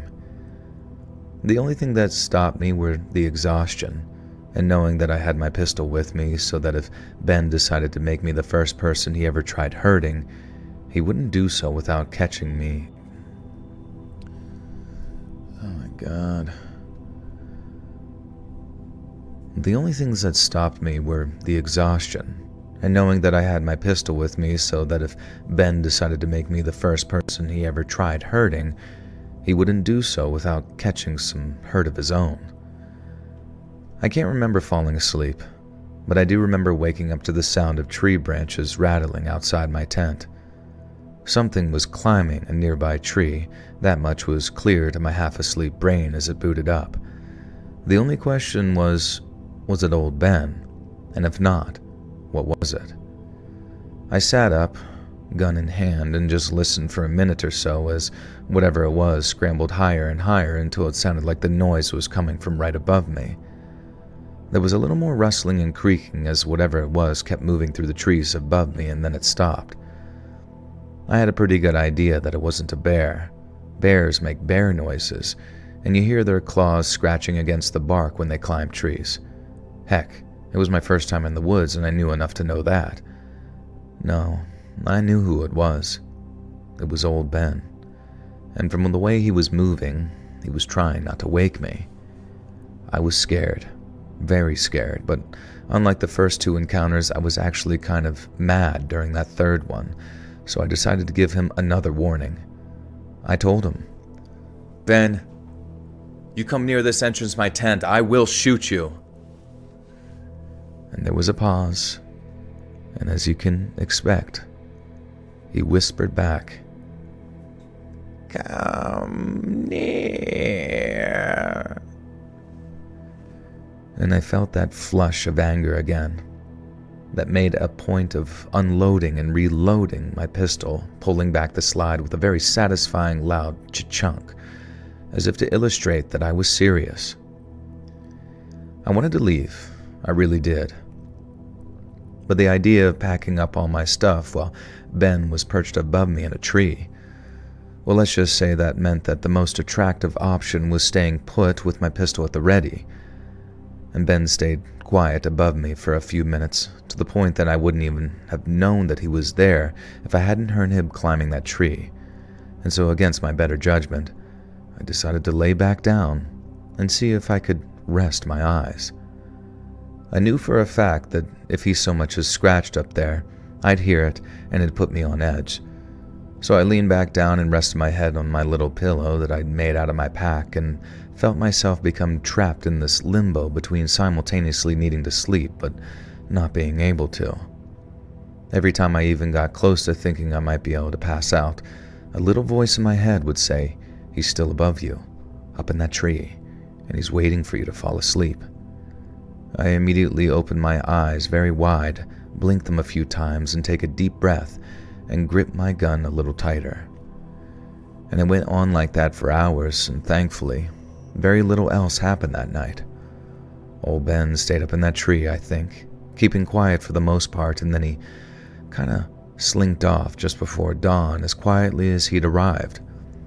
But there was one thing that he did maybe an hour or so before he moved on that'll stay with me for as long as I live. So at one point, I heard something heavy breathing coming from...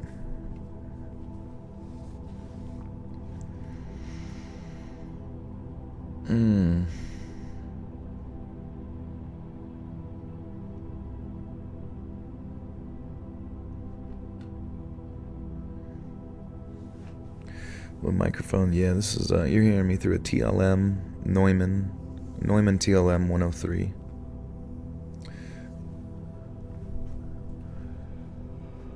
I do something to quickly drain all your money. Yeah. I don't even know.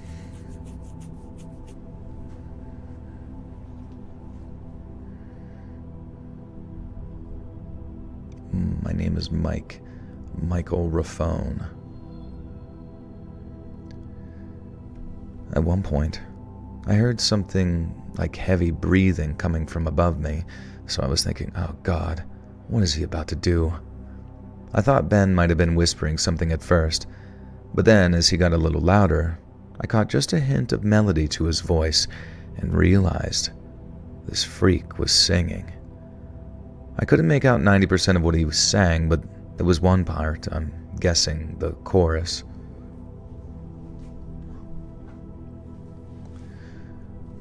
I couldn't make out 90% of what he sang, but there was one part, I'm guessing the chorus, that kept looping over and over, meaning I slowly got to piece together one of the lyrics to his little song. I say his little song because I later Googled these lyrics and nothing matched, so who knows if it's a tune that's been lost to time or something he just made up, but either way, it creeped me the hell out. He sang, "I'm just a little sleepwalker walking in my sleep, and I'm dreaming of that girl I'm gonna keep." Then he moved back to something else I couldn't hear, and he kept on going for 20 or 30 minutes, maybe before he finally went quiet again. And all I could think was, I'm not gonna be that girl, Ben. And for a moment I debated saying that out loud, but I didn't because I knew exactly what his response would be.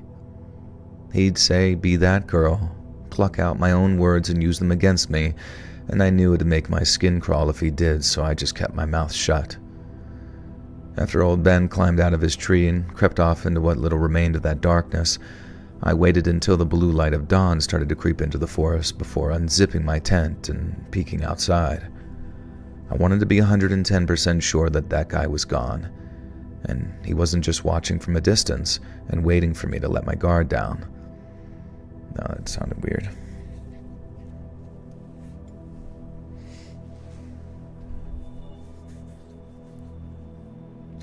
Heavy breathing.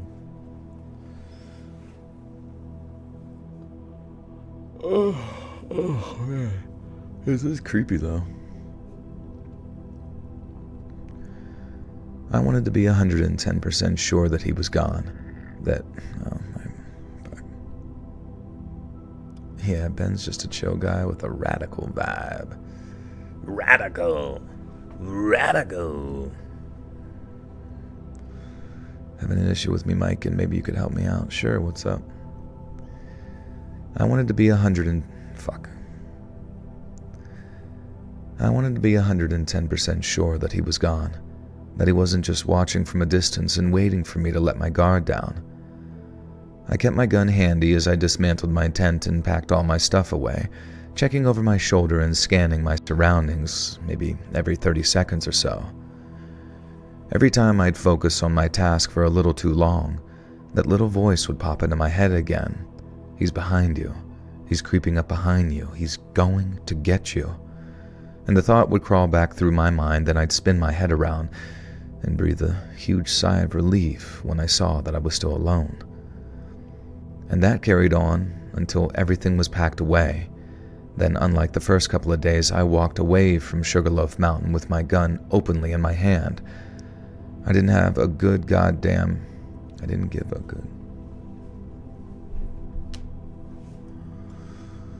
Oh my god, okay. Oh, how's Peep Dub? He's good. He's collecting heat behind me.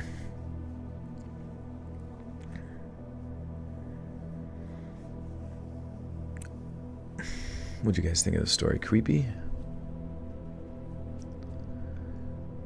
I didn't give a good goddamn who saw me, because if anyone objected, I'd just simply make it clear that some inbred hick psycho was stalking me while singing about keeping me. I mean, I'm sorry to be rude, but how much am I supposed to take without just getting mad and resenting him? And by that point, I kinda didn't even believe old creep had never actually hurt anyone. And if that was true, I genuinely believed another night there would have resulted in him making his... Fuck. I like always almost get on a fucking roll and then I get fucked. A Tootsie Roll. Paul Blart Mall Cop. Paul Blart Park Ranger, and he has like an off-road Segway. Liz, you are cyberbullying. Also, I think your stream is not up to date.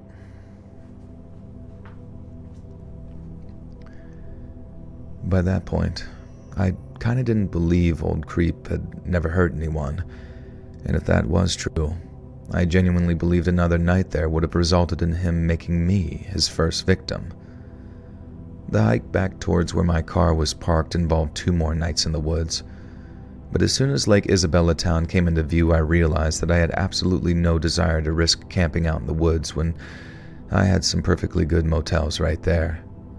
I figured I could take a shower, spend the night in a soft bed, then catch a bus down the highway a little before getting back on the trail so I could spend my last night near Twin Oaks as I'd planned. Old Ben would have been one hell of a tracker to follow me all that way, but even so, I was out of his territory. So I figured even if I'd hiked, maybe he'd just have left me be. But in a way, that really was just wishful thinking on my part, I suppose. And I'm not going to dress it up like he got into my motel room and that blue ball y'all and then blue ball y'all. I'm going to blue ball y'all. Jesus Christ. Yeah, I sound like RFK tonight. You guys wouldn't believe. I couldn't believe what I'd seen. My mind was absolutely blown whenever I saw old Ben in the woods, and I couldn't believe it. It blew my mind. It was so creepy. Actually, old Ben was me. It was old Robert, old Bob. You know not to come on my trail anytime. It's not where you're supposed to be. This is my trail. Favorite Pop-Tart flavor? I kind of like the ones that are like purple and blue. I haven't had Pop-Tarts in so long. I hear like ounce for ounce. I hear Pop-Tarts are like the absolute worst food you could ever consume. But hence why they're so good. Hence why they're so good. I always loved the Pop-Tarts. Growing up, I would always have a Pop-Tart. It's what killed my father, was Pop-Tarts. We were Pop-Tartaholics. Popaholics, they called it. Absolutely unbelievable. Delicious. I would dig into the cinnamon toast ones. Sometimes I would eat them just straight from the package, because our family didn't have a microwave or a toaster oven at that time. Those were state of the art. Seen Kanye's Rampage? Yeah, I mean, it's just Kanye, just mental health, crazy boy. I don't really know. Nothing really like surprises me anymore with like just any sort of human activity. It's actually kind of fascinating sometimes, like just how we kind of compartmentalize human activity. Like for some reason Kanye like saying really messed up stuff. It's bad obviously, but it's like, dude, we bomb, like people get exploded and turned into like pink mist on the daily in like war zones in the droves, you know, children. And I'm not trying to like create some like, you know, shoebox thing, but it's more just like a thought experiment in my mind where I'm just like, what the fuck?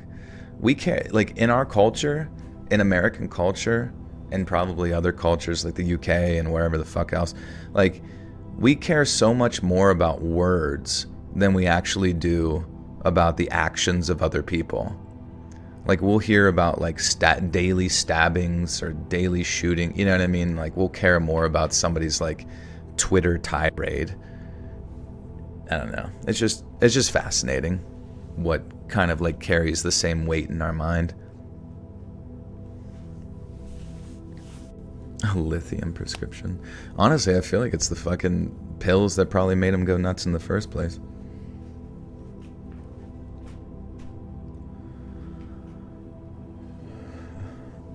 They've been wearing in public. Haven't they been naked? Public nudes. Kanye used to be so talented. Look at his spoken word on Button Poetry. The guy was spot on. Back in the day, yeah, Kanye was one of my... I mean, I still like a lot of like Kanye's music. I guess one of his more recent albums where it was like sort of, I guess like a Christian album or whatever. Like, I don't know how many years ago that was now, maybe 4 or something. That one still sounded good. I thought it had a lot of like good samples and interesting music.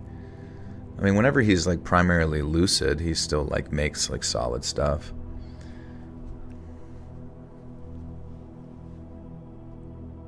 My take is words are on the same level as actions, but actions are on a higher level than words. Well then, but that's like a false statement, because words wouldn't be on the same level as actions if actions are on a higher level, right?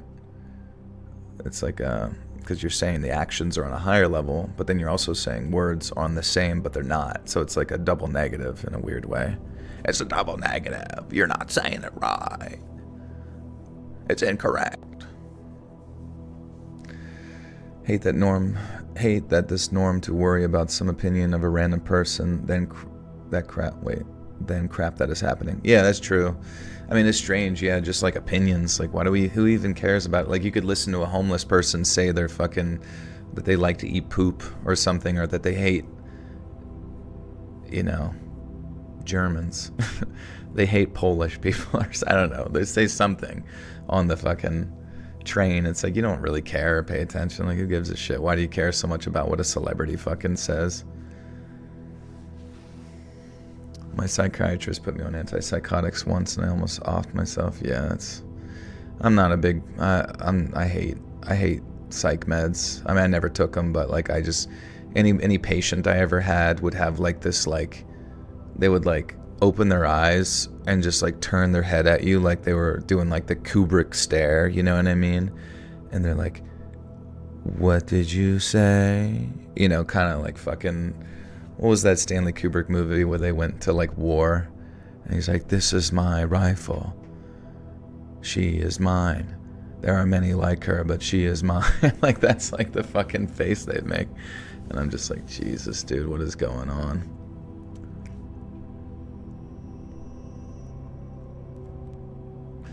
Lost in the mood. Thank you for the 1 gift or 2. Sleep is for the weak. And also some more. I wanted to like keep track. Yeah, the Full Metal Jacket stare. He made Graduation. Graduation was a good album, but honestly, I think the previous ones before that were actually more iconic in my mind. I forget what they were called. Late Registration, and what was the other one? And Lost in the Mood, welcome back for 27 months. Rarely catch a live, but love when I do. Yeah, good to see you, my friend. We are matching memberships tonight. So I think that was 5. Ish.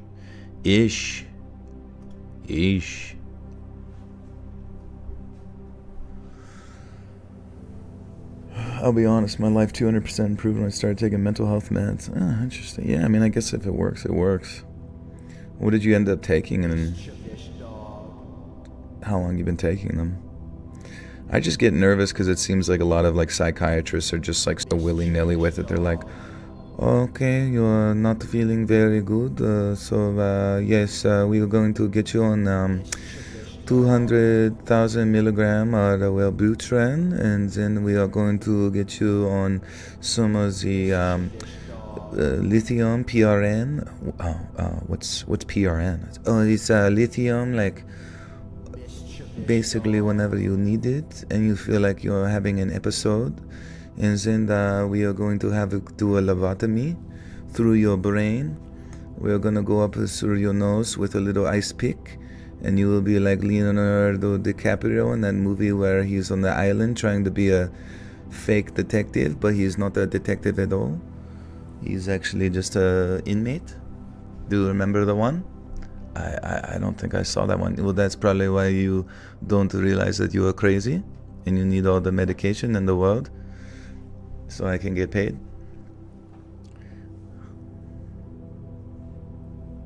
You're nuts, but yeah, Shutter Island. I was talking about Shutter Island. Sorry. Yeah, I got mixed up when I was trying to do my hypothetical. I got mixed up.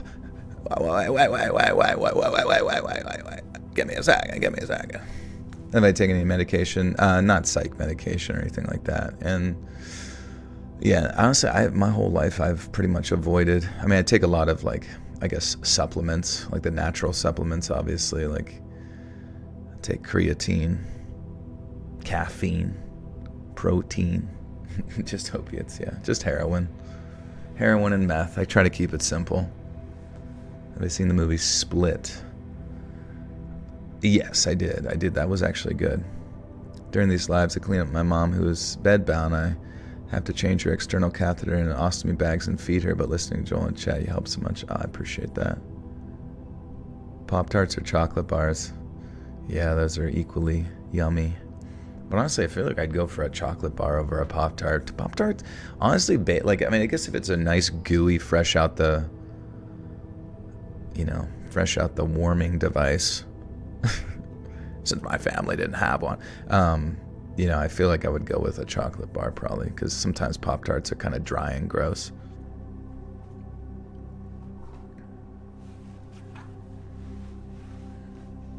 "30 milligrams of fluoxetine, and it helps me be way more calm when my partner upsets me. I'm just disappointed now rather than feeling broken." Did you ever try exercise? Did you ever go jogging before? Or biking? Or like a long ass walk whenever you're upset? You should try that next time and see how you feel.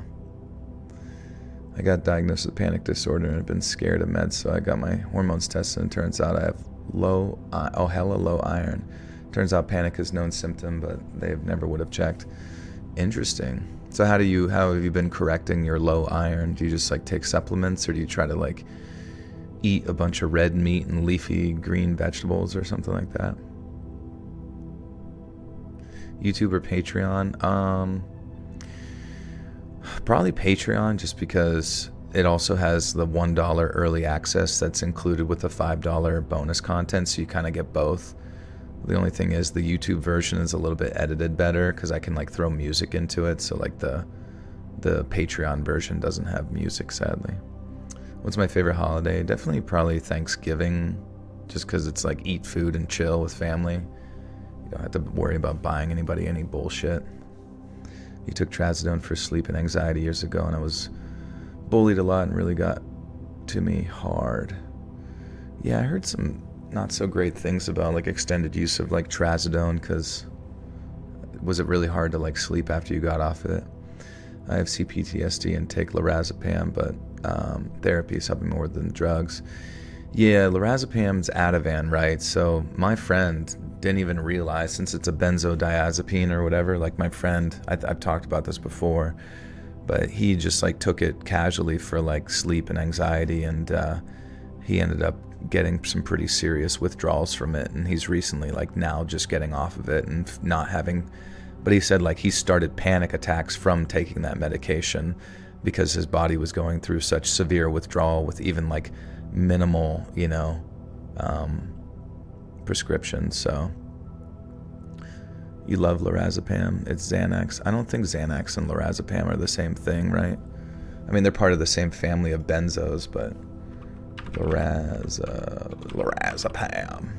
Dude, my voice is choppy right now. It's Ativan. But it's in the same class as Xanax. What's Xanax? Xanax. Scientific name. Xana. What the hell? Oh, Xanax, like the annelid? Yeah. I don't know, man. You gotta be careful with that, bro. I mean, that's the shit that, like, you get that. That's what fucking Jordan Peterson got with his, like, restless leg syndrome, where he, like, couldn't fucking sleep.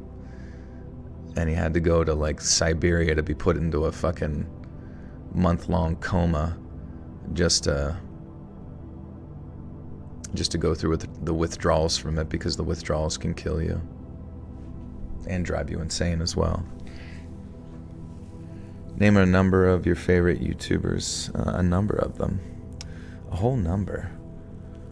I don't know, man. I don't even like anybody, honestly. I don't even like myself. No, I'm just kidding. I mean, everybody's nice, honestly. I don't really care anymore.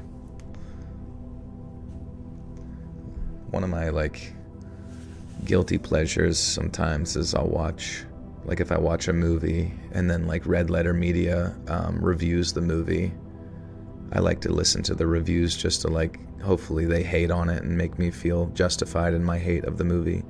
Also, I haven't completely finished it. I still have 40 minutes left. But I watched most of Nosferatu. Dude, I'm not even joking. That's actually a good movie. I didn't expect it to be, but it's the first movie that I've watched in a while that takes itself seriously. But don't you like Speed? Oh, I do like I Show Speed a lot. Yeah, I think he's awesome. He's just impressive, you know. He's just all over the place. He's entertaining. He's funny, you know. I mean, obviously he's had his moments of crashing out, but haven't we all? He'll bounce on it crazy style. That's like one of my favorite things to say whenever I like complained about, and I just steal it from other people because I was like, that's a great thing to say in chat. But whenever I complain about like in the chat in Marvel Rivals and somebody says something like because nobody in like Marvel Rivals like chat ever like agrees with what you say. They all just say like, don't play the game then, or just like, oh, skill issue and stuff, or like defending, you know, net ease or whatever. And I'm just like, why don't you bounce on it harder? Hey, why don't you bounce on it harder or glaze harder? And I'm just like, it sucks that like that's the kind of conversation you have to have in a video game chat for the most part, but nobody ever wants to have like an honest, open discussion about balance. All they want to do is say that you suck and that the only solution is that you jump off a cliff. And if that's going to be the level of our discussion, then I'm going to have to encourage you to jump on a fucking dick. I really don't care. Remember, bounce on it harder. Fry, that's a great ending. Please remember that for the end.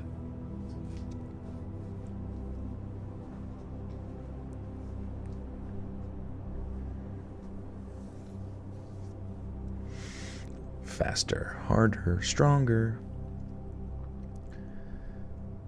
I'm not going to dress it up like he got into my motel room and then blue ball y'all by saying, but it was all a dream.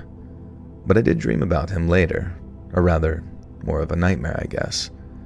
I dreamt that I woke up because I heard him singing that creepy little... God damn it. Anthony Ruiz, welcome to the Buttersock Cult. Pluh, you now have access to bonus content. This is how you have a stomach bug? I'm sorry to hear that. You be shitting and pooping. Talking about game balance to fools is pointless to those who assume that's not to be a matter. I mean, and it sucks because you go to the subreddit and you bring up like the issue with the supports, alts, and the amount of healing the supports do. And dude, everyone on the subreddit of Marvel Rivals would just like downvote it to hell. And it's just like, come on, bro. I don't know. I'm not going to dress it up like he got into my hotel room and then blue ball y'all by saying, but it was all a dream. But I did dream about him. Or rather, more of a nightmare, I guess. I dreamt that I woke up because I heard him singing that creepy little song. I'm just a sleepwalker walking in my sleep, and I'm dreaming of that girl I'm gonna keep. I woke up startled, exhausted, and disoriented that I really did think old Ben was in the room with me for a second, and I was back in that tent. If there was anyone checked into the room next to me that night, they probably heard one hell of a scream at around 3 a.m. in the morning. And if that was any of you listening staying in the Lakeview Motel that night, then I sincerely apologize for frightening you. And thankfully, I didn't have any creepy nightmares when I slept in my tent at Twin Oaks. I slept rather soundly through that night. But that doesn't mean old Ben wasn't on my mind as I made my campfire and settled in for the evening. In fact, every single time I went hiking since that first faithful trip, memories of old Ben have revisited me every time the... my God. Whew, man. I'm glad this story did have some creepy stuff in it. It was a lot of story.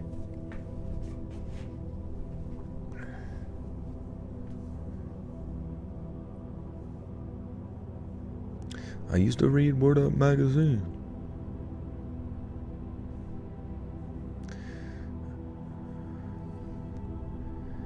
In fact, every single time I went hiking since that first faithful trip, memories of old Ben have revisited me every time the evening sun sinks low and the sounds of the crickets in my campfire start to sound a little too relaxing. Then whenever I do, I always remember that little song that he kind of half whispered and he half sang. I'm just a sleepwalker walking in my sleep, dreaming, dreaming, dreaming of that girl I'm gonna keep. And I think, not me, old Ben. Not me. Oh my God. Where do I get bonus content? Sam Riding, who contributes to the true crime research on the channel, and he does most of the bonus content. I did have someone reach out to me recently on my email with stories from their no sleep that they wanted redded on the YouTube channel.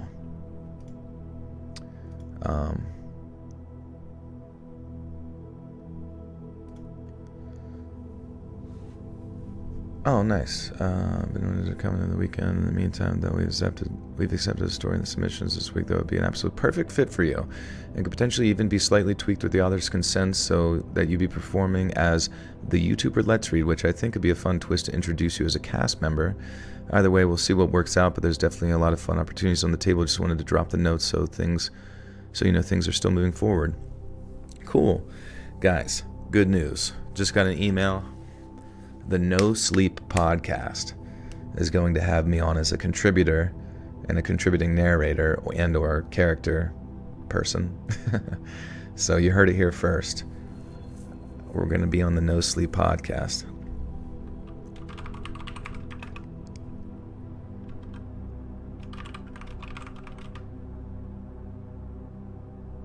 What should I say? Perfect. I can't wait to come to your house. No, I shall say. I can't wait to play. No, Jesus Christ. I can't wait to help out.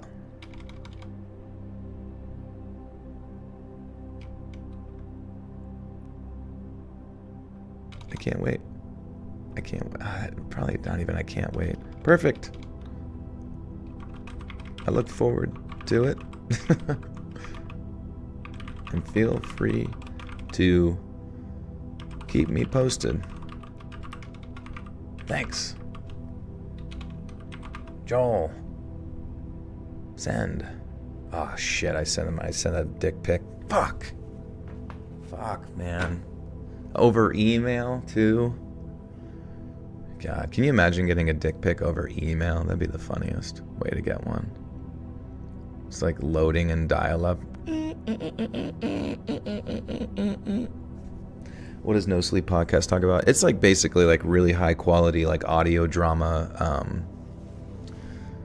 like creepypastas and stuff, you know, like amateur horror fiction stuff.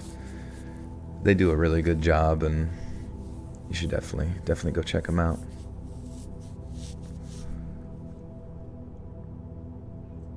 Oh yeah, I forgot about Twitch. Let me close that. Let's check Twitch. Anybody watching over there? Twitch.tv/Let's Read. Dude, oh, I only have one viewer over there. That's sad. Hello, is there anybody there? Just nod if you can hear me. Is there anyone at home? We got one viewer. Follow my Twitch. We're getting there. We're at like 200 followers over there. We are popping the frick off. I should probably honestly I don't know. Do you think I should make like an announcement on like a YouTube video to come like check out a stream? I don't know. I guess at this point they either know the stream exists or they don't. Hey Katie, what's up? Good to see you. Okay, so we finally made it through story 1. Holy crud. It was good. It was creepy for sure. Should I just go to your video? I'm ready for bed. Yeah, probably. I mean, I'm recording stories now, so there's a lot of like ADD all over the place shit right now. But I appreciate you stopping by.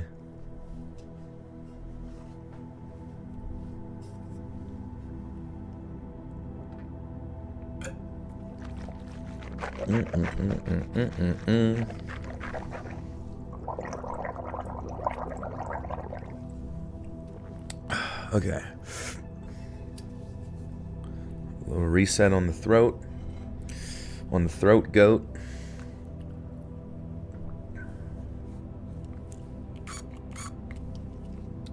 Honestly, if you guys liked Binding of Isaac, combat, and like that's those style of like randomly generated rooms, as well as the whole Animal Crossing style gameplay, you should definitely play the Cult of the Lamb. I'm actually so surprised. I initially didn't like it on the first hour that I played because I just wasn't sure I was gonna like the managing stuff at the farm, you know, at the cult. But it's genuinely like a really enjoyable, addictive loop.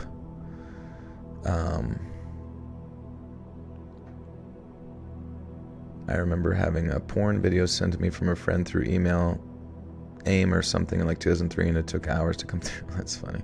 Favorite soda? Definitely lately I drink a lot of like Sprite Zero sugar, and then Diet Dr. Pepper Zero. Those Zero ones are honestly really good.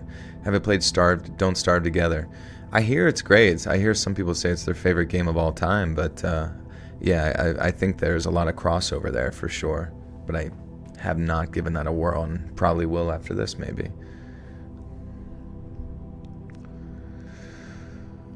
Yeah, hours to download, minutes to finish. That's funny. Lotus Dancer, thank you for joining the Buttersock cult.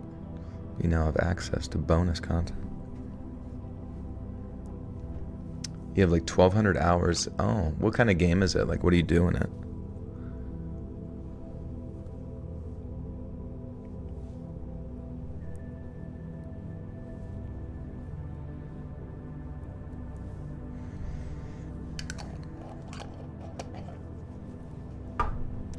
All right.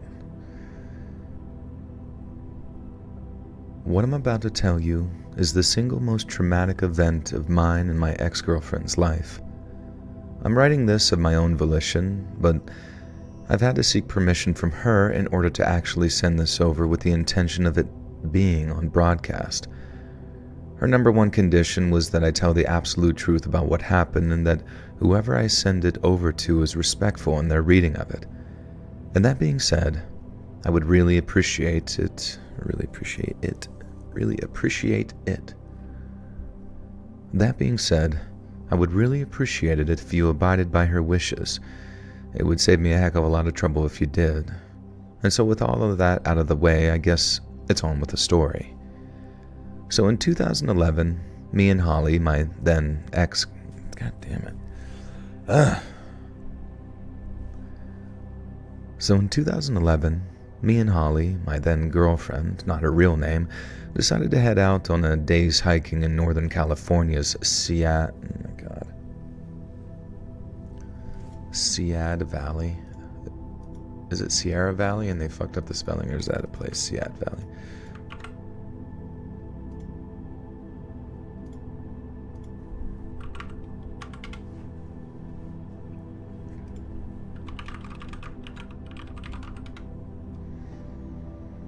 Okay, Sead Valley is a small rural community in Siskiyou County, California.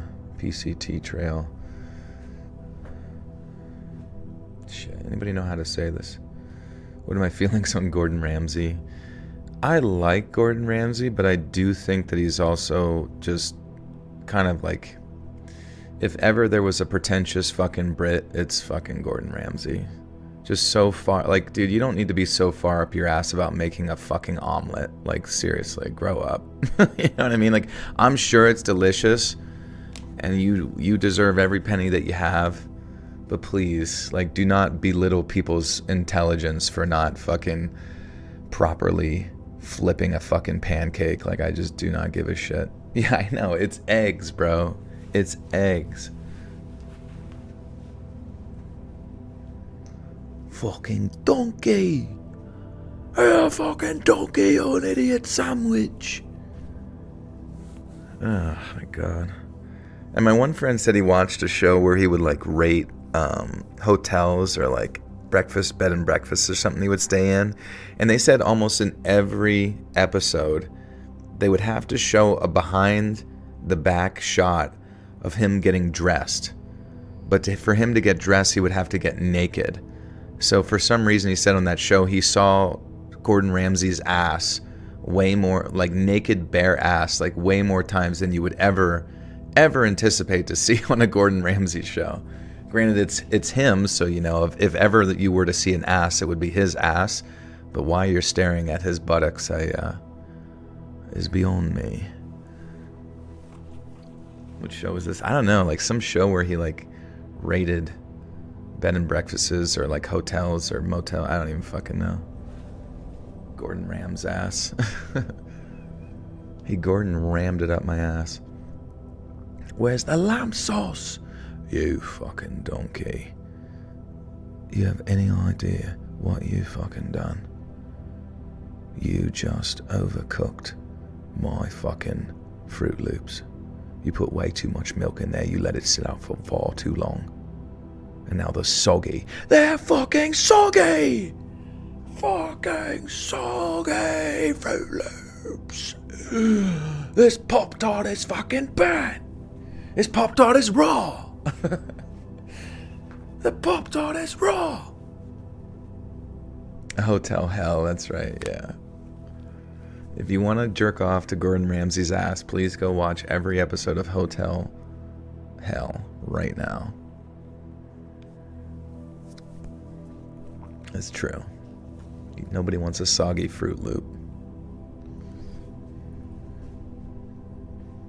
That's Gordon Ramsay when he's a baby. To his mom, making his mom cry every day. She's just like sweating in the kitchen at 5 a.m. preparing him a 5-course meal. Or she's gonna get it. Anakin or Obi-Wan? I honestly find Anakin to be a more interesting character. I kind of wish they dug a little bit more into like Obi-Wan's history. That would be nice. But maybe they did somewhere, I just never caught it. He made the weirdest eggs I've ever seen. They were like liquid eggs. Yeah, and I'm sure he'll sit there and tell you that it's fucking 5-star.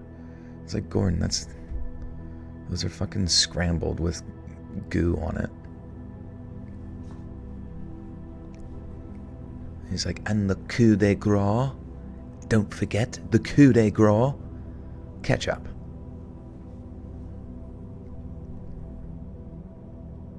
Obi-Wan has a lot of content added to him since episode 1.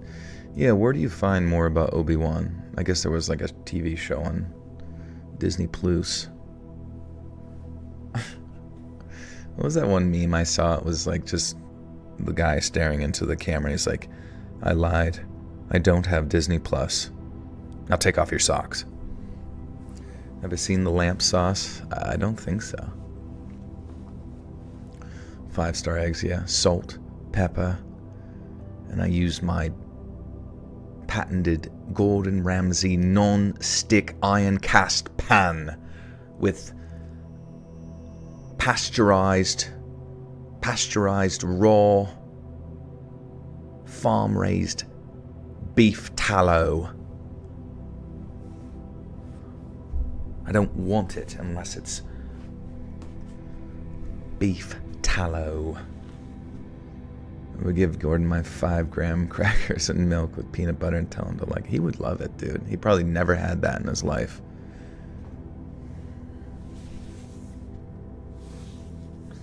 Alright. Do we read a story? Probably. How do you say this valley? Anybody know how to say this valley? Anybody ever been there before? The Sayad. I don't want to piss off the Californians. How do you pronounce Sayad? Sayad. Oh, okay. Sayad.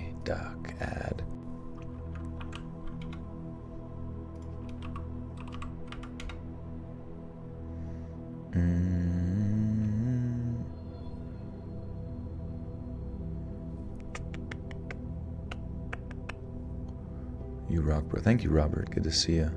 Robert, do you know how to pronounce Sayad Valley? Is it Sayad?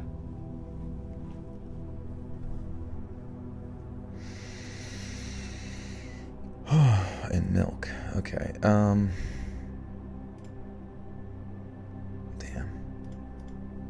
Well, yeah, I think we got it.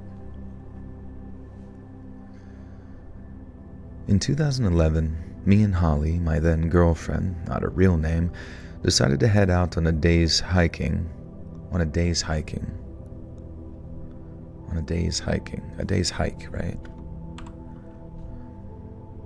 What's up, Run? How we doing? What's up, Yasmin? In 2011, me and Holly, my then girlfriend, not her real name, decided to head out on a day's hike in Northern California's Sayad Valley. Sayad Valley is situated along the Klamath River. Damn it, dude. Holy fuck, all these specific places. Oh my god. Oh my god, it's fucking raw.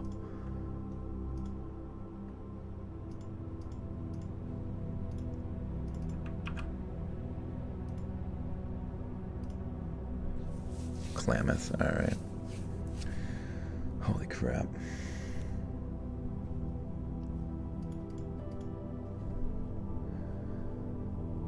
Sayad Valley is situated along the Klamath River, near State Route 96, and is surrounded by the Klamath Mountains, with the Lower Devil's Peaks to the north and the Marble Mountains Wilderness to the south.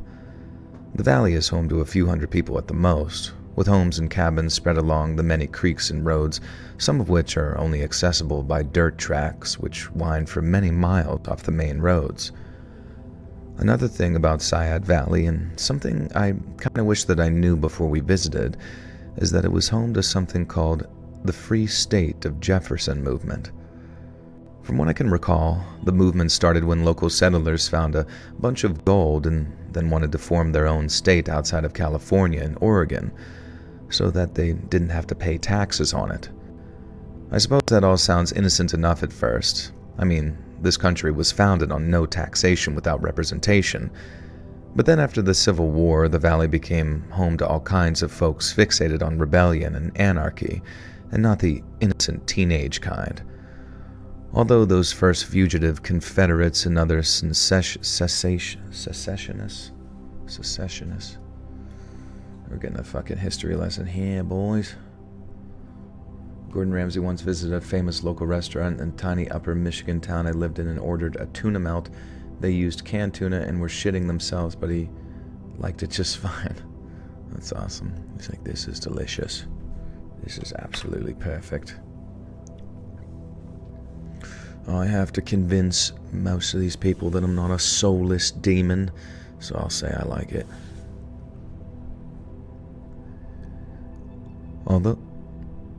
Although those first fugitive Confederates and other secessionists had all passed by the 1920s, the Sayad Valley retained its unwritten status as a place where outsiders and outlaws would retreat to or hide out in. And I, for one, at least in my own way, can confirm that's true. Holly and I arrived in the valley in the early afternoon. Then, after a bite to eat at the Wildwood Tavern, we hiked up into the hills intent on walking a looping trail that would lead us up near Kangaroo Mountain and Red Butte. God damn it.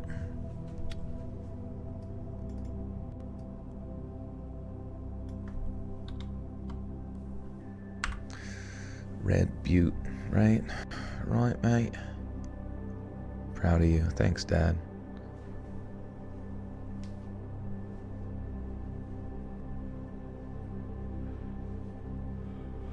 I don't know if we're distracting him or if he's cultivating the chat environment. No, I like you guys talking to me, and I don't really want to read, you know what I mean? I do this all the time, so getting any sort of stimulation from somewhere else is pretty sick. Sonia, welcome back for 29 months. Thank you. Good to see you. What is good? Butte. How do we say Butte?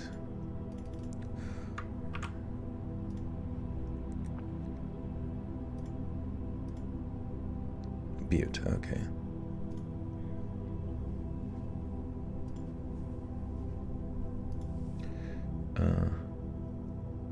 Some people mistakenly pronounce it Syad. Oh, the correct pronunciation follows Syad. And I hope I got that right. How old am I? I am 34. You either eat them soggy or risk needing a skin graft. That's funny. Should get a haptic feedback suit the chat can interact with. I'll just get a 30-inch butt plug. Everybody, if you donate $0, we'll make it go off. Then after a bite to eat, we hiked up the hills intent on walking a loop. Okay. Then, after a bite to eat, we hiked up into the hills, intent on walking a looping trail that would lead us up near Kangaroo Mountain and Red Butte, and then back down towards the town. At first, it was everything we hoped it would be. It was a beautiful afternoon, the air was crisp and sweet with the scent of pine resin, and we were both enthusiastic over finding ourselves a new and very healthy hobby. It also gave us time to actually talk, and I mean really talk, because we were both in full-time employment by then, and with other varying commitments, opportunities for quality time together were becoming fewer and further between. About 3:30 p.m., we were panting our way up a very gentle slope, still having fun, but really starting to feel the burn when we came across something unexpected. We came across smaller connecting trails every so often. Sometimes we'd explore them and sometimes not. But in this one instance, we must have walked for maybe 100 meters before we came across an isolated log cabin, nestled in a small clearing and partially obscured by a thicket of bushes. It looked very quaint, almost picturesque, if not for the out-of-place truck parked haphazardly in front of it. Its driver's side door was wide open, as was the door of the cabin itself, and as we got closer, a man emerged from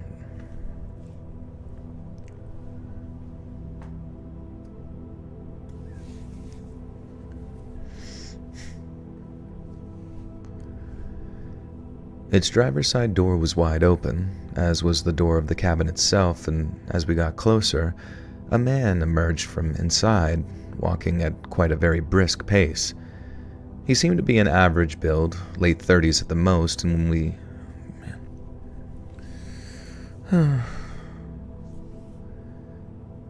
He was of average build, late 30s at the most, and when he saw us, he smiled and waved. "Morning, folks," I remember him saying. "You two are quite far off the beaten path, ain't you?" He seemed friendly enough, but his eyes scanning us were just happening a bit too much. What the fuck? But his eyes scanning us... There's like 4 missing words there. Tyler Page, welcome to the Buttersock Cult. You now have access to bonus content. Thank you, my friend. He seemed friendly enough, but his eyes scanned us a little bit too focusedly. Fuck, man, I'm like insane. I'm an insane person. Seeing things that aren't there. He seemed friendly enough, but his eye... Dude, what the fuck? My mic did not work. He seemed friendly enough, but his eyes scanned us a little too much. I told him that we were just out enjoying a hike, trying to keep the conversation light, and for a minute or two, we went back and forth about how nice the weather had been, among other very small talk. Then when I said something to the effect of, "Nice talking to you, but we're going to be hitting the trail again," he asked if we'd like to come inside for a cup of coffee.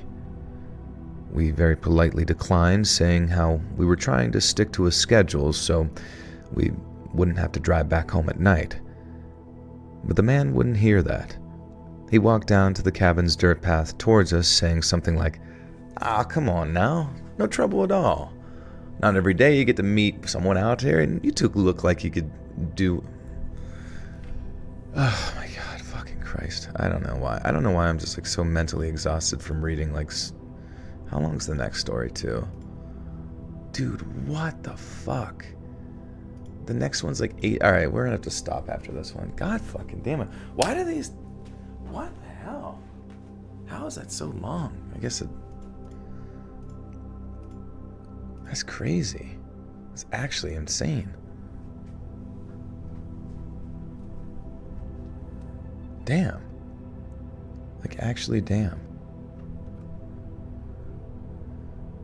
He walked down the cabin's dirt path towards us, saying stuff like, "Ah, come on now, it's no trouble at all. Not every day you get to meet someone out here, and you two look like you do with a pick-me-up."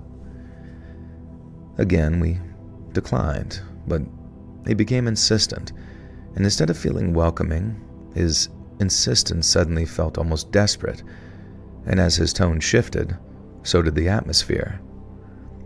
I glanced at Holly, seeing the same unease in her eyes, then hand in hand we began slowly backing away. But no sooner had we taken a couple of steps, the man reaches behind his back and produces a gun. Then, in a voice that was sharp and threatening, he told us, "Get inside, now." We hesitated, frozen to the spot with fear, but when he raised his gun and pointed it at us, we realized that we didn't have much of a choice but to do as he said. As we walked toward the cabin, he kept the gun trained on us, and then I remember as he got closer to the door, he yelled, "Hurry up! We'll be here any minute." After he slammed and locked the door behind us, Holly asked who he meant by "they." She sounded so scared, but he completely ignored her question before he herded us into a corner and told us to sit on the floor. It was a stupid move, but I tried to show a modicum of courage by reiterating Holly's question. I said something like, Hey, she asked you a question." Then in an instant, he'd went from peering out the window to rushing over to me to smash the handle of his gun into my face. Holly's scream was gut-wrenching, but the man barked at her to shut up and for us to stop asking questions, and I felt blood running down my cheeks. The impact around my cheekbone burned, and Holly asked if she could help stop the bleeding, to which that guy replied, "What's the point? We're all gonna die soon here anyway. Might as well let it bleed." She tried to ignore what he said, but I could tell that it got to her. I could see the fear and helplessness in her eyes, and it tore me up. The man went back to peering out the cabin's window, twisting around to glare at us whenever we so much as moved or talked. 2 minutes stretched to feel like hours as I simultaneously lied to Holly, saying that we were going to be fine while scanning the room or escape routes, weapons, anything that made help and that made help.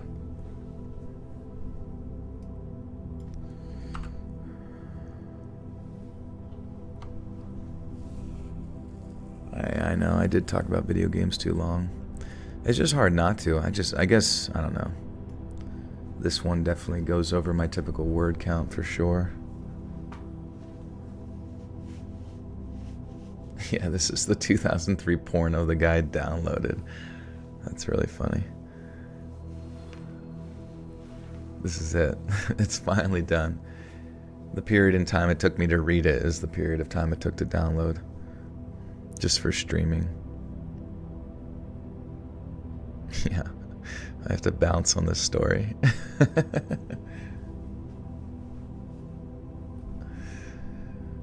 You two look like you're ready to party.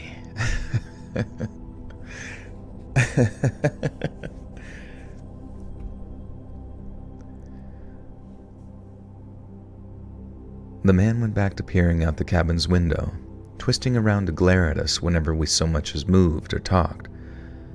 Whole minutes stretched out to feel like hours as I simultaneously lied to Holly, saying that we were going to be fine, while scanning the room or... Oh my god. How do I miss this fucking spelling error too? Taking my magnesium. I shall probably take it. Whole minutes stretched out to feel like hours as I simultaneously lied to Holly, saying that we were going to be fine, while scanning the room for escape routes, weapons, anything that may help in saving our lives. But I couldn't see anything. There was one way in and one way out, and if the guy got so much as a whiff that I was going to charge him with a candlestick or a piece of chopped log, he was going to gun me down before I even touched him. After that, it became a case of just trying not to panic, but the wait was agonizing. Every time he turned around and pointed the gun at us, I thought that that was it, that we were going to die. But each time, instead of pulling the trigger, he'd tell us to shut up, because he couldn't think straight with us whispering amongst ourselves. And I think we sat there for maybe an hour. I'm not 100% sure, but in that time, Holly and I worked out that the they the man spoke of was probably the cops. Then, when we heard the sound of distant rotor blades, our suspicions were confirmed when the guy seemed to tense up, look out of the window and mutter, "They're here," to himself. I think in any other situation the sound of the cops might have been a relief, and I guess that it was in some small way. But as those rotor blades got closer and we eventually started to hear what sounded like approaching vehicles, the guy turned to us and said, "If they come in here, you're dead. You better help make sure that that doesn't happen." We agreed, but only out of terror, because any chance that we got to make it out of there or help the cops, we knew that we had to take it.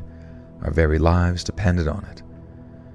As the sound of the helicopter got really close, we realized that heli was right above us, and then not long after, we started to hear shouted commands outside as some sort of SWAT team disembarked from their vehicles. The guy holding us prisoner got right up to the window and started yelling, "I got hostages! Come any closer and they're dead!" As he got... Oh, fuck. Ruff, ruff, ruff. He starts barking. It's a dog with a gun. What the hell?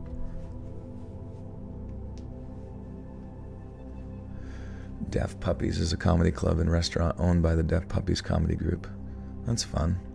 Are you still doing comedy, Penelope? And if so, what's been your funniest bit? Which bit has absolutely destroyed lately? This is the one about Mick Gruff. Mick Gruff, the Special Victims Unit crime dog. But the whole time he just spends like sniffing people's asses and vaginas. McGruff, no! Sir, I think I'm onto something. Everyone's crying.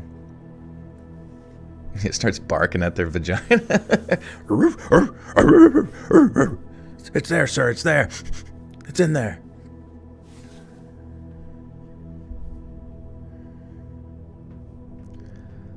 All he got in response was someone calling out over a loudspeaker saying it was the police, and he was to come out with his hands up.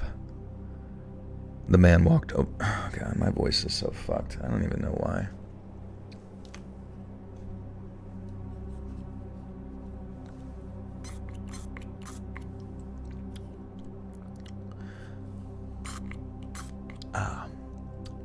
Dude, this shit tastes so good. Vocal ease. I could honestly just keep spraying that in the back of my throat and it would be amazing.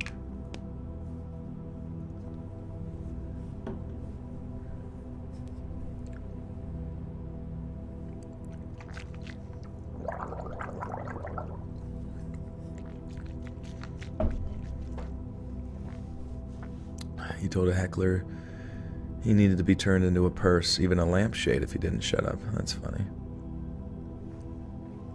Hecklers are so weird. Like, I think the weirdest ones are the people that go to stand-up comedy shows and are like upset about what's said. It's like, bro, you literally paid money to be here. You're the one that paid money to experience the show, and then you're upset that you're like experienced the show. It's like going to a fucking Avengers movie and get pissed off when you see Robert Downey Jr., you know? This is so weird. What the fuck? Is that the Hulk? Boo! Boo the Hulk! He's green. Hate green people.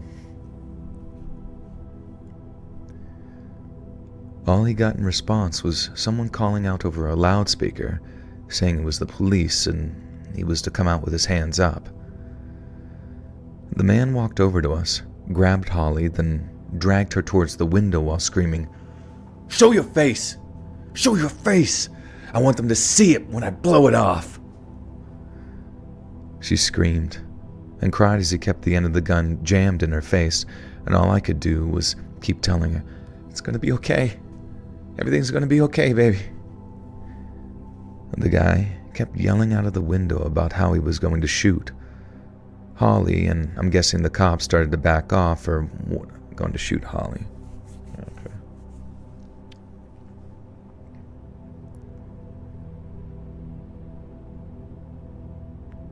I'm not supposed to swallow it, really? There's no way that I would be able to... The spray? Hold spray nozzle to mouth, spray 2 times in the throat, and swallow. Okay, I was gonna say it'd be so hard to get that shit out after spraying it. I'd have to like hawk 2 of that shit. Hawk 2 of that thing.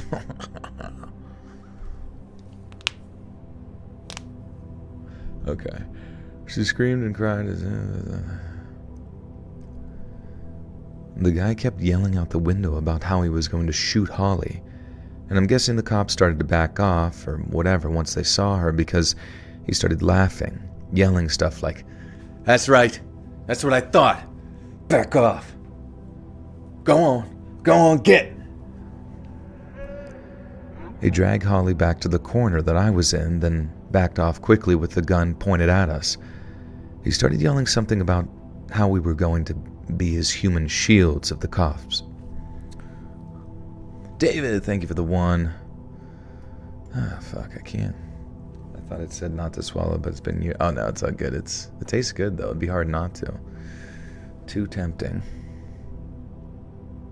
When am I going to drop a new video? Every Monday and Thursday. So it's technically Monday now. So 9 p.m. tonight EST.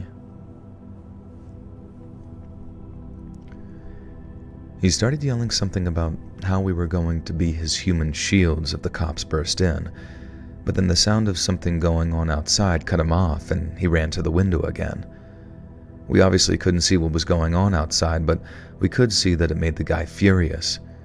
It sounded like a cop was shouting orders.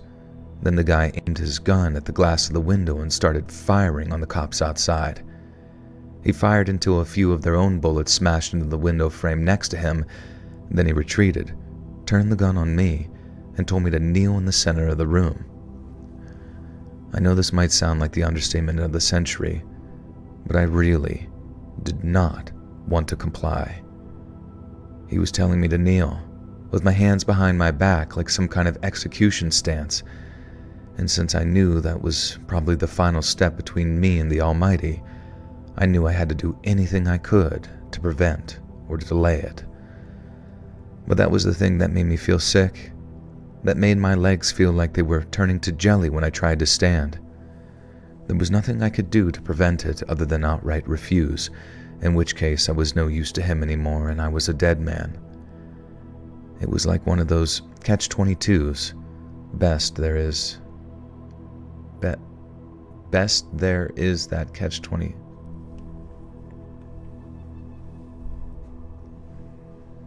Best there is that catch-20. Beat there is the catch-22.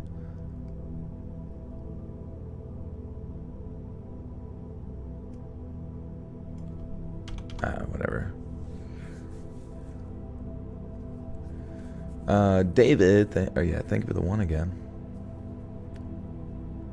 Can you consider dropping another dark web story that's bad? Yeah, I definitely can look into it. It's kind of, those are a little bit rarer to come across. Consider doing voice acting for villains. You do a pretty good job. I know, dude. It would be so sick. If you guys can... here, this is your assignment. Not that. But for all 450 of you in the chat right now, 454 of you, I need you to go find me an agent that you think could represent me in the realm of voice acting.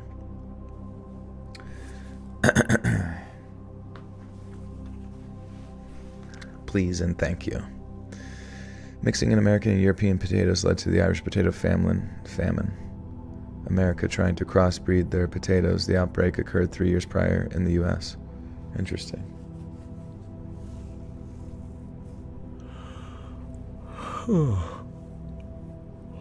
Hey, what's up, No Frowns? How you doing? Goat, are you an agent? Let's go, dude. And if you know it, yeah, let's read submissions@gmail.com. Please do email me if you have any leads or whatever. I still need an agent for your voice acting yourself. There you go. Oh, Station Zero. I think we've talked before, right? Or no? I'd love to do the voice thing too. I mean, it would be sick, you know.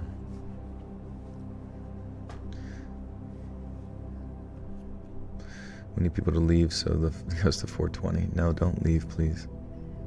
We need to go up, up, up, up, up, up, up. It was like one of those catch-22s. Damned if you do, damned if you don't.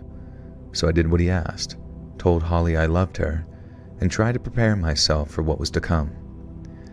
I somehow managed to make it from the corner to the center of the room without my legs collapsing under me.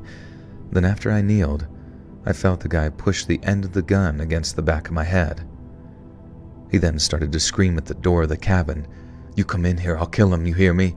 I'll blow his head off." It was about then that I realized that the cops must have been advancing on the door of the cabin, and the final few moments before they burst inside, we were going to be the final few Jesus Christ. What email did I say? It's let's read submissions@gmail.com. It's where it's like linked in all the videos as well. If you need to find it, it's where people normally submit their stuff, and like business email too. Would I consider narrating fairy smut? Definitely not. Like if I had to choose between being an anime villain voice actor versus fairy smut, I probably would feel like I would definitely want to be more of a Snape, more of a Mr. Potter, type. Or Venom. Venom. I need more like water in my throat. How do I get that? How do I even get that in there?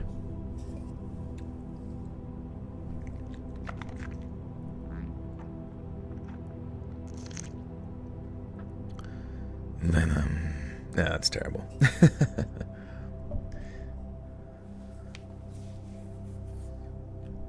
Can I do Jeremy Irons? Jeremy Irons. Who's that again?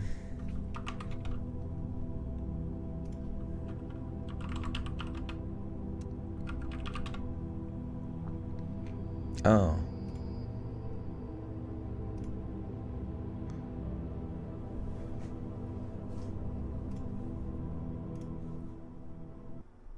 All right, hold on. Welcome to the Everyday Show. Eyebrows. Things happening with the eyebrows. Okay, no eyebrows. Eyebrows. Things happening with the eyebrows. Right. No hands. That's Yeah, right. yeah. And imagine it's the person you Imagine it's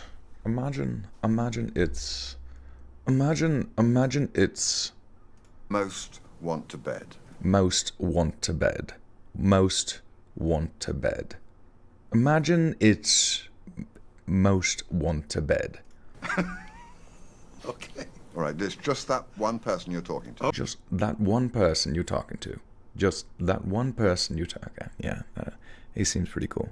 I've definitely seen him many, many a time. The throat spray that I used, it was called Vocal Ease. Yeah, I feel like my throat's been just like sore lately. Because English had laws against importing American grains. They bypassed it from corn for a bit. In many cases, there were 7 layers of landlords for one property. Jesus, dude. Crazy. Yeah, Vocal Ease, yep. It's on Amazon, it's very good. Vocal Jizz. Liquid jizz in a can.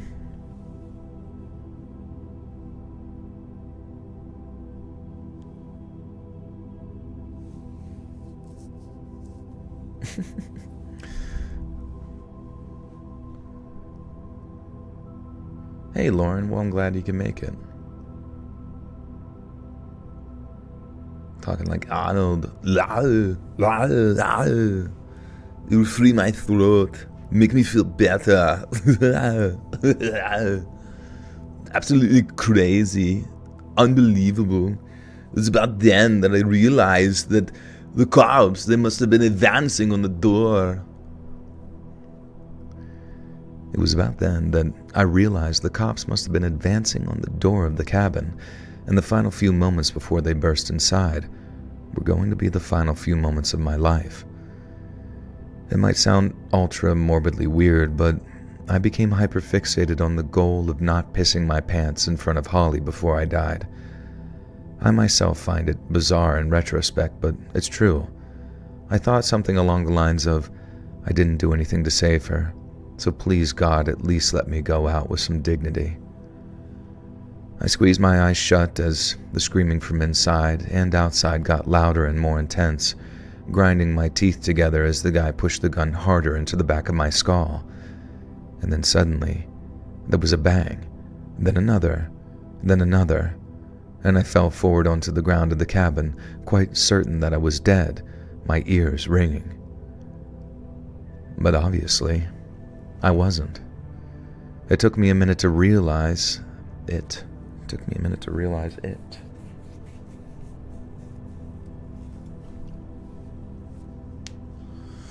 Do me a solid, hear your Sean Connery voice. He's dead as Julius Caesar. Dead as Julius Caesar. What is Julie? I feel like I'm sounding like the Grinch. Talking like the fucking Grinch. With his dog. With my dog. Rimshot the dog. Rimjob the dog. It's my dog, Rimjob. Yes. I fucking love my fucking dog, Rimjob. That's nobody. That's literally not a single person's voice.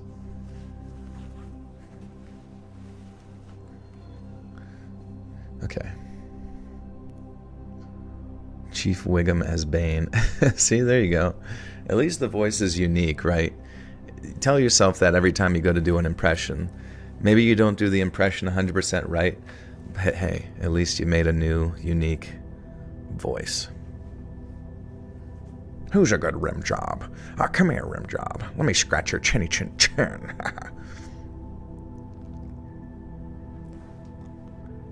Heath Ledger's Joker.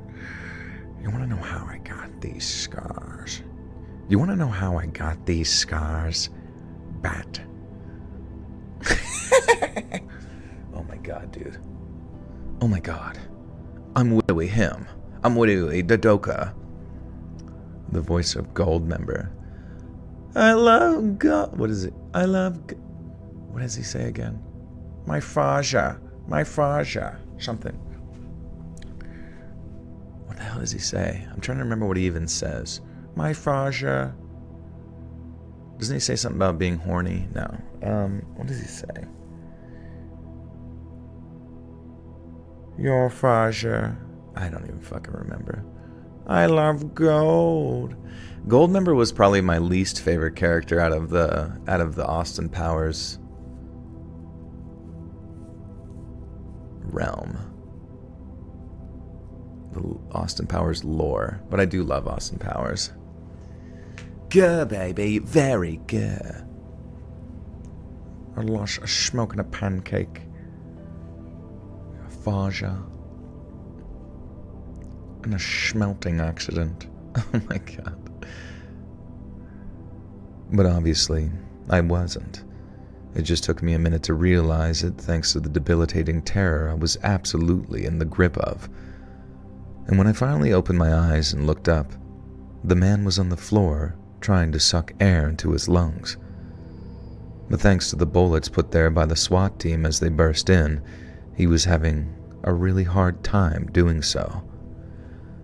I remember just staring at him for a moment, watching him slowly die as the sound came back to my ears. Not in a sort of, ha ha, you got yours, buddy, but just kind of in complete disbelief. One moment he'd been the master of my life, and the next, I was watching Breath. I was watching Breath his lad. Watching.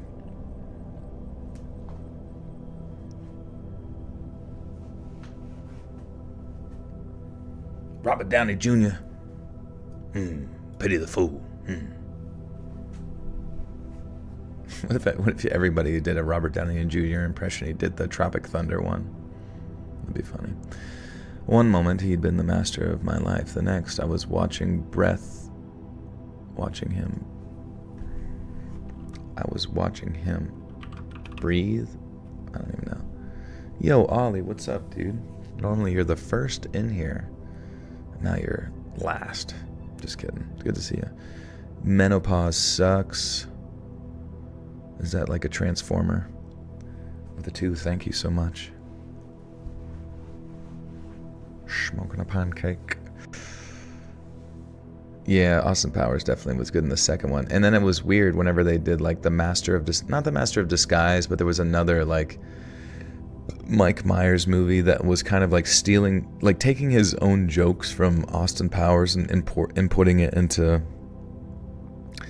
that movie, and it was really weird. But I still really like Michael Myers. It actually makes me sad that I saw so much Michael Myers. Obviously you had Shrek, but I wasn't like shitting my pants to see Shrek movies. And I think the last thing I saw him in was Inglourious Bastards. There's no pleasing you. There's no pleasing you. I still remember at my work, like at work we had like work profiles on my computer, or on the computer. And in the work profile you could put like a bio or like some description of yours. So I put that Dr. Evil's like monologue where he talks about his childhood. Dr. Evil. Yeah. I just like copy and pasted that in there, like just being funny the one night, and forgot about it. And it's like, very well, where do I begin? My father was a relentless, self-improving lingerie owner from Belgium with low-grade narcolepsy and a penchant for buggery. My mother was a 15-year-old French prostitute named Chloe with webbed feet. My father would womanize, he would drink, he would make outrageous claims that he invented the question mark. Sometimes he would accuse chestnuts of being lazy, the sort of general malaise that only the genius possess and the insane lament. My childhood was typical. Summers in Rangoon, luge lessons. In the spring we'd make meat helmets. When I was insolent, I was placed in a burlap bag and beaten with reeds. Pretty standard, really. At the age of 12, I received my first scribe. At the age of 14, a Zoroastrian named Vilma ritualistically shaved my testicles. There really is nothing like a shorn scrotum. It's breathtaking. I suggest you try it. You know, we have to stop. So I put that whole thing into my like bio at work, and then I forgot about it for a while, and like months later, my manager of where I worked on that floor called me into her office to say that, I just remember her words. She was like, there was something in your bio on your computer that was, I don't even know if I want to repeat it. It was disturbing, to say the least. And I just remember being like so fucking angry. Like so fucking angry at how like incredibly unfunny she was. Like there was just like a deep-seated hatred at how like she didn't have a single fucking funny bone in her entire goddamn stupid head. And I asked her, I was like, you never seen Austin Powers before? And she was like, that doesn't matter. Like, it's just like, Instantly pissed, and I got written up for it. It was so stupid. My office resembles a dumpster fire, and the complaint box looks like a paper shredder. Yeah, it was my manifesto, yeah. Tell them I got hacked. Yeah, sorry, I got hacked. That was my exposed moment.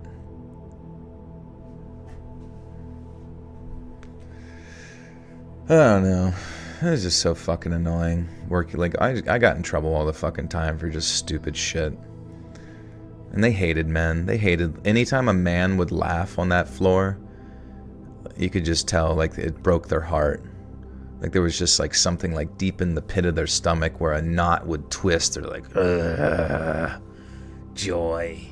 Joy and laughter coming from a man's voice. I will find a way to ruin their fucking fun. I will find a way. And we will be rid of them.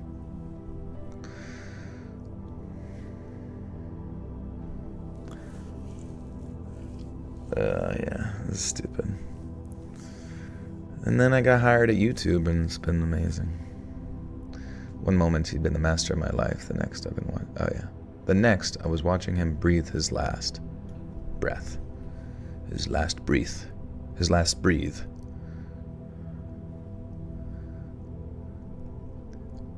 One moment, he'd been the master of my life. The next, I was watching him breathe his last breath. One of the SWAT said something like, "You okay? You hurt?" And I was so sure that I replied to him verbally, but he ended up tapping me on the shoulder, sort of like, "Hey, you hear me?" Because I must have just carried on watching my would-be murderer gargling on his own blood, lost in some total daze. And miraculously, and this is obviously aside from the cut on my face, neither me nor Holly were hurt, and after the SWAT team cleared the area surrounding the cabin, we were driven back into town and given a statement, and then we were free to leave. It took a while before I felt like I could drive again, so I sat there, leaning over from the driver's seat trying to console Holly as she alternated between gentle sobs and very ugly wails. I cried too, I won't lie, out of this weird mix of trauma, but mainly relief. We made it, but I think we both knew it was something we'd carry with us for the rest of our lives. When we were ready, we got back on the road, and we didn't stop until we were back in Reading. I stayed overnight in her apartment, wrapped up in blankets, just feeling sort of numb after such a horrifying and very surreal experience. And we stayed together for a few years after that. Real question, did he piss himself in front of Holly? Yeah, I think he's still covered in piss. I think he pooped. You know what's weird is I didn't read it because it was in parentheses, but he actually said he cummed himself. So I think having a gun to the back of his head elicited a certain response he was not expecting. He begged God so much, God was like, "All right, well, you're gonna jizz instead. I'll meet you halfway, kid." He breathed his last breath. He cummed his last cream.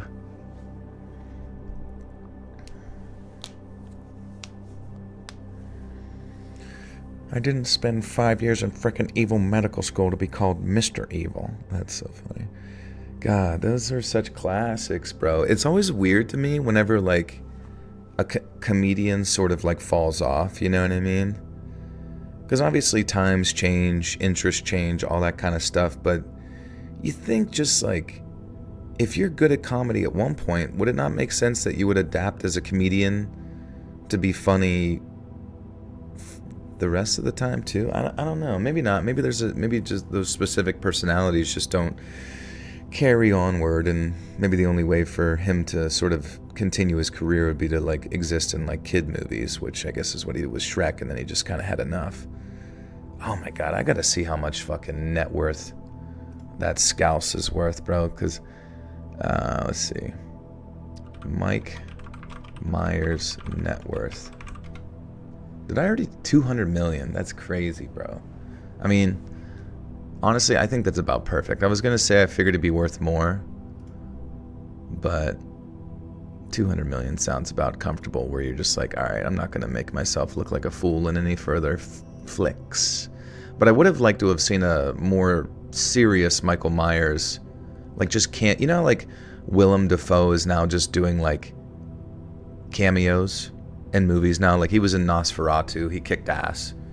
I have no doubt in my motherfucking mind for a second that Mike Myers wouldn't be just as capable of manifesting some sort of like method acting style characters in some pretty serious movies and still be taken seriously. You know what I mean? Like I know some people might say that, well, if you want to, you can't go from comedy to serious. The same way that John C. Reilly went from Gangs of New York to Step Brothers. But I think Mike Myers could have pulled it off, honestly.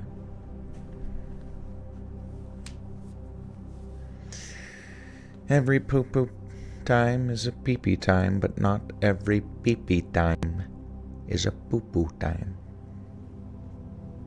Very true.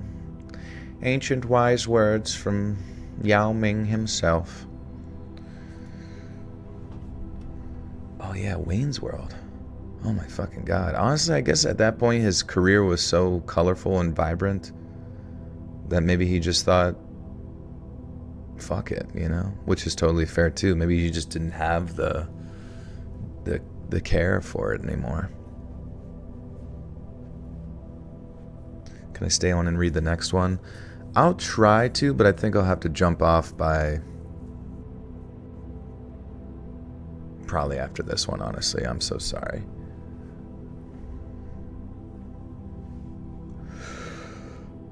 Yoeli is actually a Satmar Jew from Kiras. Who? Who's Yoeli?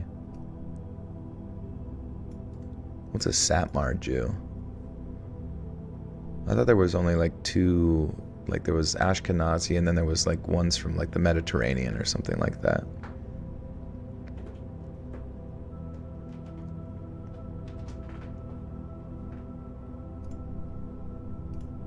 Oh, me? No, not me. That's funny.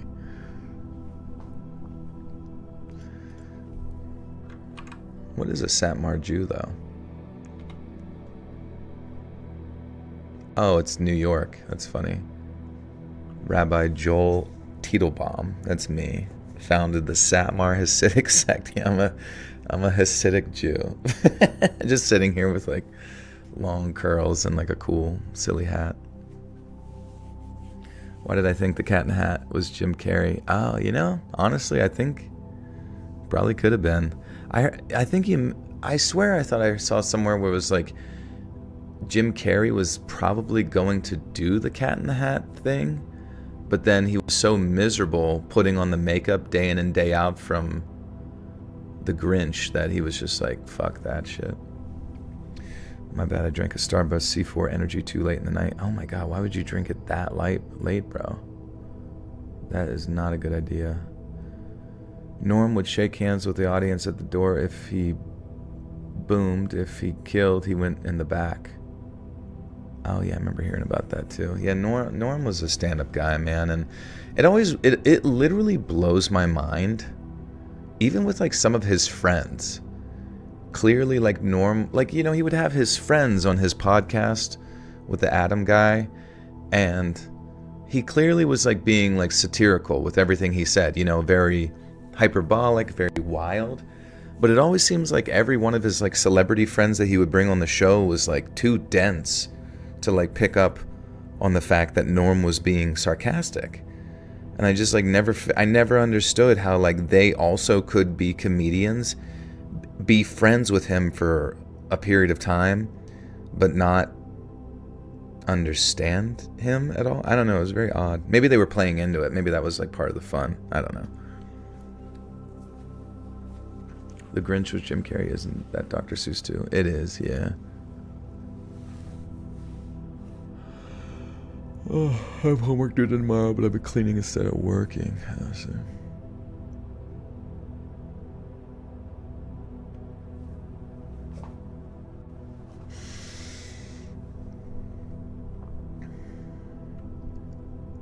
We stayed together for a few years after that and then broke up in early 2014. It was very amicable, and although we both lived in different cities, we make an effort to keep in touch and have the occasional catch-up via FaceTime. We don't just catch up either, we always talk about what had happened that day in Syad. Could be IQ related. Yeah, maybe he specifically chose his friends, his dumbest friends, just to troll them. We don't just catch up either. We always talk about what happened that day in Syad Valley. We don't really make a point to do so either. It just inevitably comes up throughout the natural... Man, fucking hell. Do I believe in mermaids? Yeah. I don't really make a point to do so either. It just inevitably comes up throughout the natural course of our conversations.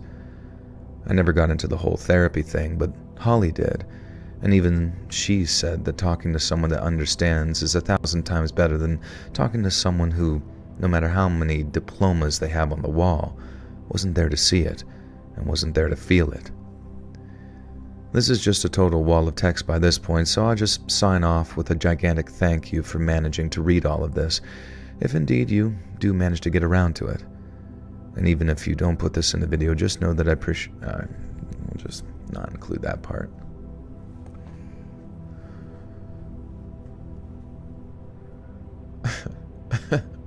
I saw somewhere like recently... I don't know if it was like the Babylon Bee or like, you know what I mean? Like one of those comedy, like satire things. They're like, in science's attempt to bring back the woolly mammoth, all they've managed to do so far is give an elephant a really huge bush.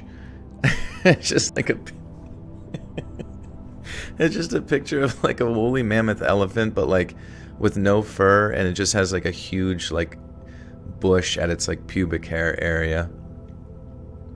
Do I creep my cast? I've heard of Creepcast with the boys.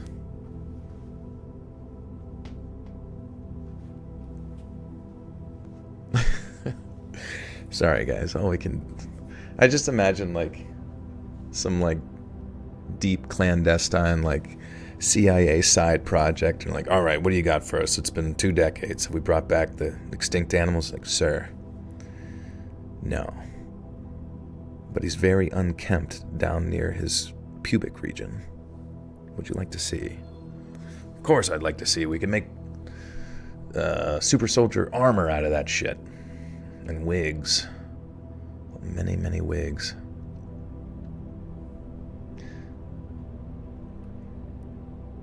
I never got into the whole therapy thing, but Holly did.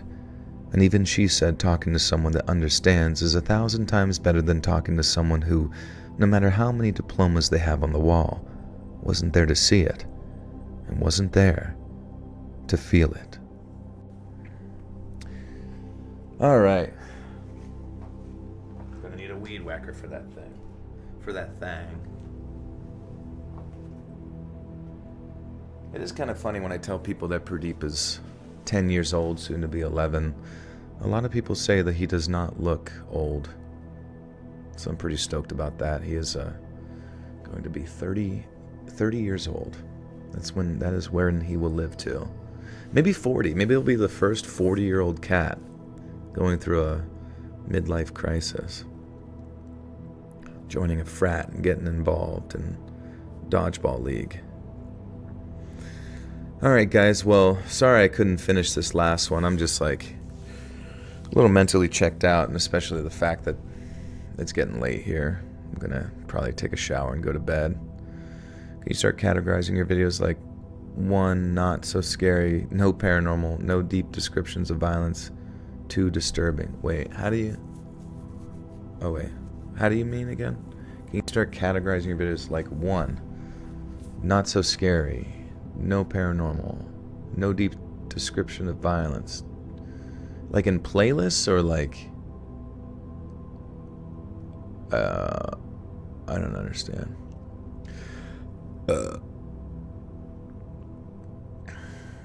Yeah, oh, yeah. And remember, bounce on it harder. Well, I might as well get that in. Oh, fuck, I guess... Well, yeah, I'll read the outro, and then I'll just at least have it ready for tomorrow, and I can just edit it to the end. Like tags. Like tags, but like in the description of the video.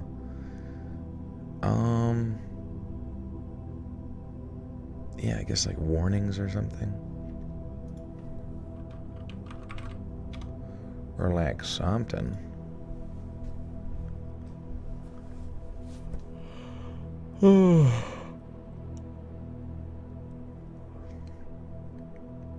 Hey friends, thanks for listening. Click that notification bell to be alerted of all future narrations. I release new videos every Monday and Thursday at 9 p.m. EST, and there are super fun live streams on Sundays and Wednesday nights. If you got a story, be sure to submit them over at my email, letsreadsubmissions@gmail.com, and maybe even hear your story featured on the next video. And if you want to support me even more, grab early access to all future narrations and bonus content over on Patreon, or click that big join button to hear about the extra perks for members of the channel. And check out the Let's Read podcast, where you can hear all of these stories in big compilations located anywhere you listen to podcasts. Links are all down in the description below. Thanks so much, friends. And remember to bounce on it harder. Oh my god, someone's gonna call me a creep if I leave that in there. But, fuck them, who cares? If the videos are too disturbing, I wake up in the middle of the night and disturb my sleep. Yeah, warning sounds good, thank you. Wait, if you're already asleep, how would the disturbing aspect of it wake you up? Does it, like, integrate itself into your dream and give you a little start?